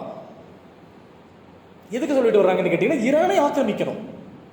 ஈரான் அப்படின்றது பார்த்தீங்கன்னா வந்து அவர்கள் சுயசார்பில் வந்து தன்னை வளர்த்துக்கிட்டு இருக்காங்க. தனக்கு வந்து ஆபத்தாக இருக்குது, என்னைக்கு வேணாலும் இவர்கள் வந்து கேட்பாங்க. அது மட்டும் இல்லாமல் 1980 ஐநா சபையில் இவர்கள் வந்து தனக்கான முழக்கம் வைக்கிறாங்க. என்ன முழக்கம் வைக்கிறாங்கன்னு கேட்டீங்கன்னா வந்து 1980 சுதந்திர பாலஸ்தீனுக்கான முழக்கம் ஈரான் மட்டும்தான் வைக்கிறது. எந்த நாடுமே கேள்வி கேட்கறது. இப்போ இந்த பாலஸ்தீன மக்களுடைய குழந்தைகள் கொல்லப்படுறாங்க, பெண்கள் கொல்லப்படுறாங்க. இந்த முறை இந்த 2 வருட வாரம் இப்போ நடந்துட்டு இருக்கு இல்லைங்களா, தொடர்ந்து காசால் நடந்துட்டு இருக்கு இல்லைங்களா, இந்த டயத்தில் கூட பார்த்தீங்கன்னா வந்து அவர்கள் முதல் இலக்காக எதையெல்லாம் அடிக்கிறாங்கன்னு கேட்டீங்கன்னா வந்து இஸ்ரேல் அடிக்கிறது கேட்டீங்கன்னா ஃபர்ஸ்ட் வந்து வீடுகள். இந்த மக்களின் வீடுகளை அழிக்கிறதுன்றது கூட கொடுமை ஒன்றுமே இல்லை. என்னன்னா காலங்காலமாக உழைத்து அவர்கள் கட்டின ஒரு வீட்டை வந்து பார்த்தீங்கன்னா பாம்பு போட்டு அழிக்கிறது அப்படின்ற ஒரு விஷயம். வீடுகளை அழிக்கிறாங்க தொடர்ந்து. அங்க இருக்கக்கூடிய கட்டிடங்கள், பாரிய கட்டிடங்கள் எல்லாத்தையும் அழிச்சாங்க. பள்ளிக்கூடங்கள் ஒண்ணுமே கிடையாது, எல்லாத்தையும் அழிச்சாங்க. கல்லூரிகள் ஒண்ணுமே கிடையாது, எல்லாத்தையும் அழிச்சாங்க. பல்கலைக்கழகங்கள் மொத்தம் வந்து அங்கே பார்த்தீங்கன்னா வந்து பாலஸ்தீனில் அந்த காசா பகுதியில் மட்டுமே பார்த்தீங்கன்னா 18 பல்கலைக்கழகங்கள், ஒரு கட்டடம் இல்லை உள்ள அனைத்து நூல்களோட வந்து பார்த்தீங்கன்னா வந்து அழிச்சாங்க. பள்ளிவாசல்கள், அங்கே சர்ச் இருக்கு பாலஸ்தீனில், ஹமாஸுடைய கண்ட்ரோலில். ஒருபோதுமே வந்து அவர்கள் வந்து சர்ச் இருக்கக்கூடாதுன்னு ஹமாஸ் சொல்லவே இல்லை. உன்னுடைய வழிபாட்டு முறையை நீ பார்த்துக்கோ, நாங்கள் பார்த்துக்கிறோம், அவ்வளோதான். இன்னைக்கு அவர்களுக்குள்ள வந்து பிரச்சனை உண்டானதில்லை. இன்னைக்கும் லெபனான்ல பெரும்பான்மையான கிறிஸ்தவ மக்கள் வாழ்ந்துட்டு இருக்காங்க. எதுவுமே பிரச்சனை இல்லை. யாரு பிரச்சனைன்னு கேட்டீங்கன்னா இவர்கள் தான் பிரச்சனை, சியோனிசம் தான் பிரச்சனை. இதே இஸ்ரேலில் வந்து பார்த்தீங்கன்னா வந்து சியோனிஸ்டுகளும் இருக்காங்க, யூதர்களும் இருக்காங்க. யூதர்கள் வந்து இந்த பாலஸ்தீன மக்கள் மீது நிகழ்த்தக்கூடிய இனப்படுகொலைக்கு எதிராக அவர்கள் ஒவ்வொரு முறையும் போராட்டம் பண்றாங்க, நடந்துட்டு தான் இருக்கு. அப்போ உங்களுக்கு இவர்கள் வந்து அழிப்பது அப்படின்றது வந்து ஆண்டாண்டு காலமாக இந்த மக்கள் கட்டிய வீடுகளில் ஒரு வீடு இன்னைக்கு இந்த மக்களுக்கு கிடையாது. ஆனால் அந்த பகுதியில் 25 லட்சம் மக்கள் இருக்காங்க. காசா பகுதியில் இந்த 25 லட்சம் மக்களும் இன்னைக்கு அகதிகளாக தெருவில் நிற்கிறாங்க. யார் கொடுத்த ரைட்ஸ், யார் கேள்வி கேட்கறது, எந்த உலகத்தில் என்ன பார்த்துட்டு இருக்காங்க, இன்னைக்கு இதெல்லாம் கண்ணு முன்னாடி தெரியுது. அப்போ இதன் அடிப்படையில் உங்களுக்கு என்னன்னு கேட்டீங்கன்னா, இவர்கள் வந்து இப்போ நடந்த இந்த 12 நாள் வாரில் வந்து முதல் அட்டாக் அப்படின்றது வந்து ஈரான் மீது வந்து இவர்கள் கொடுக்குறாங்க, இஸ்ரேல் நிகழ்த்துறாங்க. இஸ்ரேல் எப்பொழுது மாதிரி தன்னுடைய அடாவடித்தனம் தான், நான் அடிப்பேன், என்ன யாரா கேட்கறது அப்படின்ற ஒரு விஷயம் தான். அதில் என்னன்னு கேட்டீங்கன்னா வந்து தோழர் அப்படியே பேசின போது பார்த்தீங்கன்னா வந்து போர் நெறிமுறைகள் வரைமுறைகள்லாம் சொன்னார். எந்த வரைமுறைகளுக்கும் எந்த சட்டத்திட்டங்களுக்கும் எந்த நெறிமுறைகளுக்கும் உட்படாததான் இஸ்ரேல், அமெரிக்கா. அதனால வந்து அவர்களுக்கு எதுவுமே தேவையில்லை. நாங்கள் எந்த வரைமுறையும் நாங்கள் மீறுவோம், குழந்தைகளை தான் நாங்கள் கொள்ளுவோம், நீ என்ன பண்ணுவேன், அதான் கொஸ்டின். நெதன்யாகு அப்படி தான் கேட்குறான். இதுக்கு என்ன பதில் சொல்கிறது? அப்போது இதற்கான வழி அப்படின்றது பார்த்தீங்கன்னா வந்து அவர்களுக்கான திருப்பி அவர்கள் எதை கொடுக்குறார்களோ அதை தான் நம்ம திருப்பி கொடுக்க முடியும், ஒரு உதவி பண்ண முடியாது. இது வெறும் திமிர்த்தனம் தான் முழுக்க முழுக்க. அப்போது அதன் அடிப்படையில் அன்றைக்கி நடந்த வாரில் பார்த்தீங்கன்னா வந்து முதல் அட்டாக் அவங்க பண்ணுறாங்க. இவர்கள் திருப்பி இவர்கள்ட்ட பார்த்தீங்கன்னா வந்து ஈரான்கிட்ட வந்து இவ்வளவு பலமான ஆயுதங்கள் இருக்குன்னு அவங்க நினச்சி பார்க்கல. அதன் மூலமாக பார்த்தீங்கன்னா டெல் அவீவ்ன்ற பகுதியே இல்லை அவர்களுக்கு. ஆமாம், அதே மாதிரி பார்த்தீங்கன்னா வந்து ஹைஃபா துறைமுகங்கள் அதெல்லாம் வந்து அவருடைய மிக முக்கியமான பகுதிகள். அது மட்டும் இல்லாமல் அவர்களுக்கு இந்த மொசாட் அப்படின்றது, மொசாட்னுடைய தாய் அமைப்பான அமான் அப்படின்றது, அதுக்கு இல்லாமல் பார்த்தீங்கன்னா உள்ளூரில் வந்து கண்காணிக்கிறதுக்காக சிம்பத் அப்படின்ற அமைப்பு, இதனுடைய அலுவலகங்கள், அதனுடைய தளவாடங்கள், இராணுவ தளவாடங்கள், விமான தளவாடங்கள் அனைத்துமே வந்து ஒழிக்கப்பட்டது. ஈரானுடைய ஏவுகணைகள் தான் செஞ்சது, அத்தனையுமே செஞ்சது. அப்போது என்ன ஆகுதுன்னு கேட்டிங்கன்னா, கடைசியில் அந்த 12வது நாள் கடைசியில் தான் இவர்கள் வந்து பார்த்தீங்கன்னா வந்து அமெரிக்கா வந்து 11 நாள் 10வது நாளில் தான் அமெரிக்கா வந்து அங்கே வந்து குண்டு போடுறாங்க. அது இந்த 3 பகுதிகளில் தான் குண்டு போடுறாங்க. அவங்களுடைய தெஹ்ரான் பகுதியிலலாம் அவங்க வரல. இன்னொரு விஷயம் என்ன கேட்டிங்கன்னா வந்து ஈரானுக்கு வந்து ஒரு பெரிய பிரச்சனை. இவ்வளோ நாள் வந்து அவர்கள் வந்து இந்த பொருளாதார தடையில் அவர்கள் வந்து சிக்கின்றனால அவர்களுக்கு வந்து இந்த விமானம் சார்ந்த ஒரு விஷயம் வந்து பார்த்திங்கன்னா வந்து அவர்களால் பலப்படுத்த முடியல. விமானம் சார்ந்த விஷயம் மட்டும்தான். மற்றபடி வந்து வான் பாதுகாப்பு அப்படின்றதெல்லாம் வந்து பார்த்திங்கன்னா ஓரளவுக்கு அவங்க வச்சிருக்கிறாங்க. இப்போ பலப்படுத்திக்குவாங்க. இப்போ மீண்டும் வந்து யுத்தம் முடியல தொடர், மீண்டும் யுத்தம் தொடங்கும். இவர்கள் வந்து பலப்படுத்திக்கிறாங்க. இதற்கான பொருளாதாரத்தை கொடுத்து தான் பார்த்தீங்கன்னா வந்து ரஷ்யாட்டிருந்து சைனாட்டிருந்தெல்லாம் வாங்குறாங்க வான் பாதுகாப்பு ஐட்டம், அந்த கருவிகள். அது மட்டும் இல்லாமல் இவர்களிடம் வந்து இந்த ஏவுகணை அப்படின்றது வந்து மிதமிஞ்சி ஏவுகணை இன்னும் வச்சிருக்கிறாங்க. இப்போ கடந்த ஒரு 6 நாளைக்கு முன்னாடி ரிப்போர்ட்டில் பார்த்தீங்கன்னா நெதன்யாகு வந்து ட்ரம்பை கூப்பிட்றாரு. கூப்பிட்டு என்ன சொல்கிறாருன்னா, ஒன்று தயவு செஞ்சு நீங்கள் வந்து ஈரான் கூட பேசுங்க, பேச்சுவார்த்தையில் ஈடுபடுங்க, இல்லை நீங்கள் எங்கள் கூட சேர்ந்து சண்டை போடுங்க அப்படின்றாரு. அப்போது இதுதான் விஷயம். பார்த்தீங்கன்னா வந்து அடிப்பு வந்து இவர்கள் அப்படி இல்லை. இன்றைக்கும் வந்து பார்த்தீங்கன்னா இஸ்ரேல் அப்படின்ற ஒரு நாட்டை வந்து பார்த்தீங்கன்னா பொய்ன்ற ஒரு கட்டமைப்பை மட்டும் தான் காப்பாற்றிட்டு இருக்கு. எல்லாமே செய்யக்கூடியவன் யூதன் தான் எல்லாத்தையுமே கண்டுபிடிச்சான் அப்படின்றாங்க. அப்படி எல்லாம் இல்லை, எல்லாரும் தான் கண்டுபிடிச்சிருக்காங்க. சரி, கரண்ட்டை கண்டுபிடிச்சது யூதனா, இன்றைக்கி நம்ம யூஸ் பண்ணுற மொபைல் ஃபோனை கண்டுபிடிச்சது யூதனா, நம்ம பேசுகிற இந்த மைக்கை கண்டுபிடிச்சது யூதனா, அப்படியெல்லாம் இல்லை, போய். அதே மாதிரி பார்த்தீங்கன்னா அவர்கள் மட்டும்தான் ஸ்பெஷலாக ஆண்டவரிடம் தயாரிக்கப்பட்டு ஸ்பெஷல் கொரியரில் வந்து இங்கே அனுப்பப்பட்டவர்கள்ன்ற மாதிரியான ஒரு விஷயங்கள் எல்லாம் வந்து இந்த உலகத்தினால் வைக்கப்படுது. இதற்காக ஒரு புத்தகமே எழுதியிருக்காரு எலன் பப்பே அப்படின்றவர். பார்த்தீங்கன்னா வந்து இஸ்ரேலை பற்றிய 10 கட்டுக்கதைகள் அப்படின்றது சொல்லுவாங்க. இன்றைக்கி பார்த்தீங்கன்னா அப்படி தான் சொல்லுவாங்க. நீங்கள் நார்மலாக ஒரு பொதுஜனத்தை பார்த்தீங்கன்னா ஒரு பொது கருத்து இருக்குது, இஸ்ரேலா ஐயோ அவன்கிட்ட முடியவே முடியாது, அவனை வெல்லவே முடியாது அப்படின்றவாங்க. போய், வெறும் போய். இன்றைக்கி 2 வருடம் ஆச்சு தோழர். என்ன விஷயம்னு கேட்டிங்கன்னா, ஹமாஸ் அப்படின்றது ஒரு சிறிய ராணுவ குழு. இப்போ ஈரானை கூட விட்டுருங்க, ஒரு நாடு. ஈரானில் கிட்டத்தட்ட 10 கோடி மக்கள் இருக்கிறாங்க, மிகப்பெரிய ஒரு ராணுவ கட்டமைப்பு இருக்கு. இந்த காசால என்ன இருக்கு, வெறும் 25 லட்சம் மக்கள் தான் இருக்காங்க. அதுக்குள்ள இருந்து ஒரு ராணுவம் தான் அந்த ஹமாஸ் ராணுவம், சிறிய ஒரு ஆயுதம் தாங்கிய ஒரு குழு. இந்த ஆயுதம் தாங்கிய குழுவை இன்னைக்கு வரை இஸ்ரேலால ஜெயிக்க முடியல. இஸ்ரேல் இத்தனைக்கும் தனியா இல்லை. இஸ்ரேல் கூட அமெரிக்கா இருக்கு, இஸ்ரேல் கூட பிரிட்டன் இருக்கு, இஸ்ரேல் கூட ஜெர்மன் இருக்கு, இஸ்ரேல் கூட பிரான்ஸ் இருக்கு. இருந்தும் வந்து ஹமாஸ் அவர்களால் வெல்ல முடியல. ஒவ்வொரு நாளுமே வந்து இந்த ஹமாஸினுடைய தலைவர்கள் 2 பேரை முக்கிய தலைவர்கள் அவர்கள் கொண்டாங்க. ஒருத்தர் வந்து பார்த்தீங்கன்னா தெஹ்ரானில் இருக்கும்போது, ஈரானுடைய தலைநகரில் இருக்கும்பொழுது அவர் வந்து பார்த்தீங்கன்னா மொசாட்டால் கொல்லப்படுறார். 2வது யாஹியா சின்வார், மிக முக்கியமான தலைவர். அவர் போர்க்களத்தில் கொல்லப்படுறார், நேரடியாக போரில் இருக்கும்போது கொல்லப்படுறார். அதை பற்றி ஒன்றும் அவர்களுக்கு கவலை இல்லை. இன்னைக்கு ஒரு தலைவன் இறந்து விட்டால் உடனே வந்து போரை வந்து நம்ம ஒழிச்சு விடலாம் அப்படின்ற மாதிரி அவர்களோட நம்பிக்கை. இது மக்கள் இயக்கம் தொடர், மக்களுடைய கட்டமைப்பு. ஹமாஸ் அப்படின்னா பாலஸ்தீனம் மற்றும் ஹமாஸ். அப்போ இன்னைக்கு வந்து பெருவாரியான இந்த அனாதை குழந்தைகள் எல்லாம் உங்களுக்கு 4 வருடத்தில் ஹமாஸ் போராளிகளை மாறிடுவாங்க. இன்னைக்கு அதுதான் நடந்துட்டு இருக்கு. ஒண்ணுமே இல்லை உங்களுக்கு. பார்த்தீங்கன்னா இந்த அமைப்பு, ஹமாஸ் அமைப்பை உருவாக்கின இவர்கள் அகமது யாசின்லேருந்து எல்லோருமே அனாதைகள் தான். முகமது டைஃப் அப்படின்றவர் பார்த்தீங்கன்னா வந்து ஒரு பெரும் குண்டு வீச்சில் பார்த்தீங்கன்னா அவர் கண்ணு முன்னாடி அவருடைய மனைவி குழந்தைகள் எல்லாமே இழந்து அவருடைய 2 காலங்களில் இருந்தவர் தான். இவர் தலைவராக இருந்தார் ஹமாஸுக்கு. அப்போ இந்த போராட்டத்தை ஏகாதிபத்தியத்தினால ஒருபோதுமே வந்து தடுத்து நிறுத்த முடியாது, ஒழிக்கவும் முடியாது. இது ஏகாதிபத்தியத்தின் காதை குடைந்து கொண்டே தான் இருக்கும். ஆனால் இது இனி நம்ம என்ன எதிர்பார்க்கணும்னு கேட்டிங்கன்னா, இந்த படுகொலைகள் நிறுத்தப்படணும் அப்படின்னு தான் எதிர்பார்க்குறோம். பார்த்தீங்கன்னா இங்கே நடக்கக்கூடிய இந்த குழந்தைகள் மீது செலுத்தக்கூடிய இந்த ஏகாதிபத்தியங்கள் நடத்தக்கூடிய இந்த இன அழிப்பு, இந்த வன்முறைகள், இந்த கொடூரங்கள், நிலமெல்லாம் ரத்தம் அப்படின்ற ஒரு பிரச்சனைக்கு நம்ம தீர்வு காணணும். அதுக்கு வந்து இந்த உலக மக்களிடம் வந்து பலஸ்தீன மக்கள் பக்கம் இருக்கக்கூடிய நியாயங்களை நம்ம எடுத்து போகணும் அப்படின்றது வந்து என்னுடைய ஒரு முனைப்பு தோழர். அதனுடைய அடிப்படையில் தான் நானும் பேசுகிறேன். இதில் வந்து உங்களுக்கு நான் தோழர்கள் யாருக்காவது ஏதாவது டவுட், ஏதாவது கிளாரிஃபிகேஷன் இருந்துச்சுன்னா லெபனானை பற்றி, இல்லை காசா பகுதியை பற்றி, இல்லை வெஸ்ட் பேங்கை பற்றி, இல்லை உங்களுக்கு ஓஸ்லோ ஒப்பந்தம், இல்லை பெல்ஃபோர் பிரகடனம், இதை பற்றி ஏதாவது கேட்க வேண்டியிருந்தாலும் நீங்கள் கேட்கலாம். அப்புறம் இன்னொரு விஷயம் என்ன கேட்டிங்கன்னா, இப்போ வந்து ஈரான் வந்து வாரிலிருந்து வெளியே வந்திருக்காங்க ஒரு இதில். ஆனால் இன்றைக்கும் அந்த பகுதியில் வந்து காசா பகுதியில் வந்து இனப்படுகொலை நிற்கவே இல்லை. ஒவ்வொரு நாளும் 100 பேர் 110 பேர் கொல்லப்பட்டு கொண்டே தான் இருக்காங்க. அது எப்படி கொல்லப்படுறாங்கன்னு கேட்டிங்கன்னா வந்து UNRWA அப்படின்றது ஐநாவுடைய அமைப்பு இருக்குது. அவர்கள் தான் அந்த போர் பகுதி அப்படின்ற இடத்துல வந்து உணவு வழங்கக்கூடியது UNRWA. இந்த UNRWA வந்து தடுத்து நிறுத்தி வச்சிருக்கிறாங்க. நீ எந்த காரணம் கொண்டு காசா கூட வரக்கூடாது அப்படின்னு சொல்லி தடுத்து நிறுத்தி வச்சு இதை வந்து இந்த உணவு வழங்கக்கூடிய பகுதி வேலையை நாங்கள் தான் செய்வோம்னு சொல்லி இஸ்ரேலும் அமெரிக்காவும் கொடுக்குற மாதிரி இவர்களை அந்த பகுதிக்கு வர வச்சு சுட்டு கொண்டுட்டு இருக்காங்க. அப்போ இது இந்த 2 நாட்களுக்கு முன்னாடி இந்த பிரச்சனை வந்து ஒரு அல் ஜஸீராவுடைய நிருபர் வந்து ஒரு இஸ்ரேலிய இராணுவத்தை சேர்ந்த ஒரு கொலை இராணுவத்தை சேர்ந்த ஒருத்தர் கேட்கும் பொழுது அவர் என்ன சொல்றாரு, நாங்கள் என்ன பண்றது, நாங்கள் என்ன செய்ய முடியும், எங்களுக்கு வந்து மேலிடத்திலிருந்து வழங்கின உத்தரவை நாங்கள் செஞ்சுட்டு இருக்கிறோம் அப்படின்னு வந்து அவர் வந்து சொல்றாரு. அப்போ இதுதான் தோழர் விஷயம். இன்னும் வந்து இந்த போர் முடிவடையில, இது கட்டாயமாக மீண்டும் வந்து நமக்கு வந்து இது விஸ்வரூபம் எடுக்கும். இந்த போர் அப்படின்றது வந்து கட்டாயமாக வந்து முடிவுக்கு வரணும். முடிவுக்கு வரணும் அப்படின்னா வந்து பாலஸ்தீன மக்களுக்கான நீதி கிடைக்கணும். பாலஸ்தீன மக்களுக்கான நீதி அப்படின்றது பாலஸ்தீன மக்களுக்கான நாட்டை பாலஸ்தீன மக்கள்கிட்ட கொடுப்பது தான். அதை தவிர்த்து வேற எதுவுமே அங்கே நீதி இல்லை, வேற எதுவுமே இல்லை. அதில் வந்து உறுதியாக வந்து பார்த்தீங்கன்னா ஹமாஸ் இருக்காங்க, ஈரானும் அதில் உறுதியாக தான் இருக்காங்க.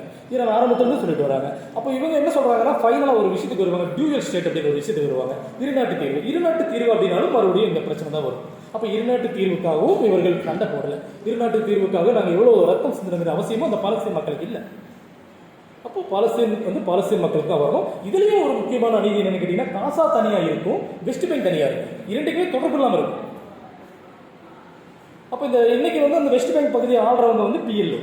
அந்த PLOனுடைய சீஃப் வந்து பார்த்தீங்கன்னா வந்து இவர் பார்த்தீங்கன்னா வந்து மஹ்மூத் அப்பாஸ் அப்படின்றவர். இவர் வந்து முழுக்க இஸ்ரேல் அண்ட் அமெரிக்காவுடைய ஒரு கைக்கூலி, நேரடி கைக்கூலி. ஹமாஸை காட்டி கொடுக்கறது எல்லாம் வந்து இவருடைய வேலை, இந்த PLO அமைப்பினுடைய வேலை. இந்த மாதிரியான ஒரு சிக்குண்டல் தான் இவர்கள் வந்து இருக்காங்க. அடிப்படையாக நமக்கு என்ன, இந்த மண்ணில் வந்து நம்ம மனித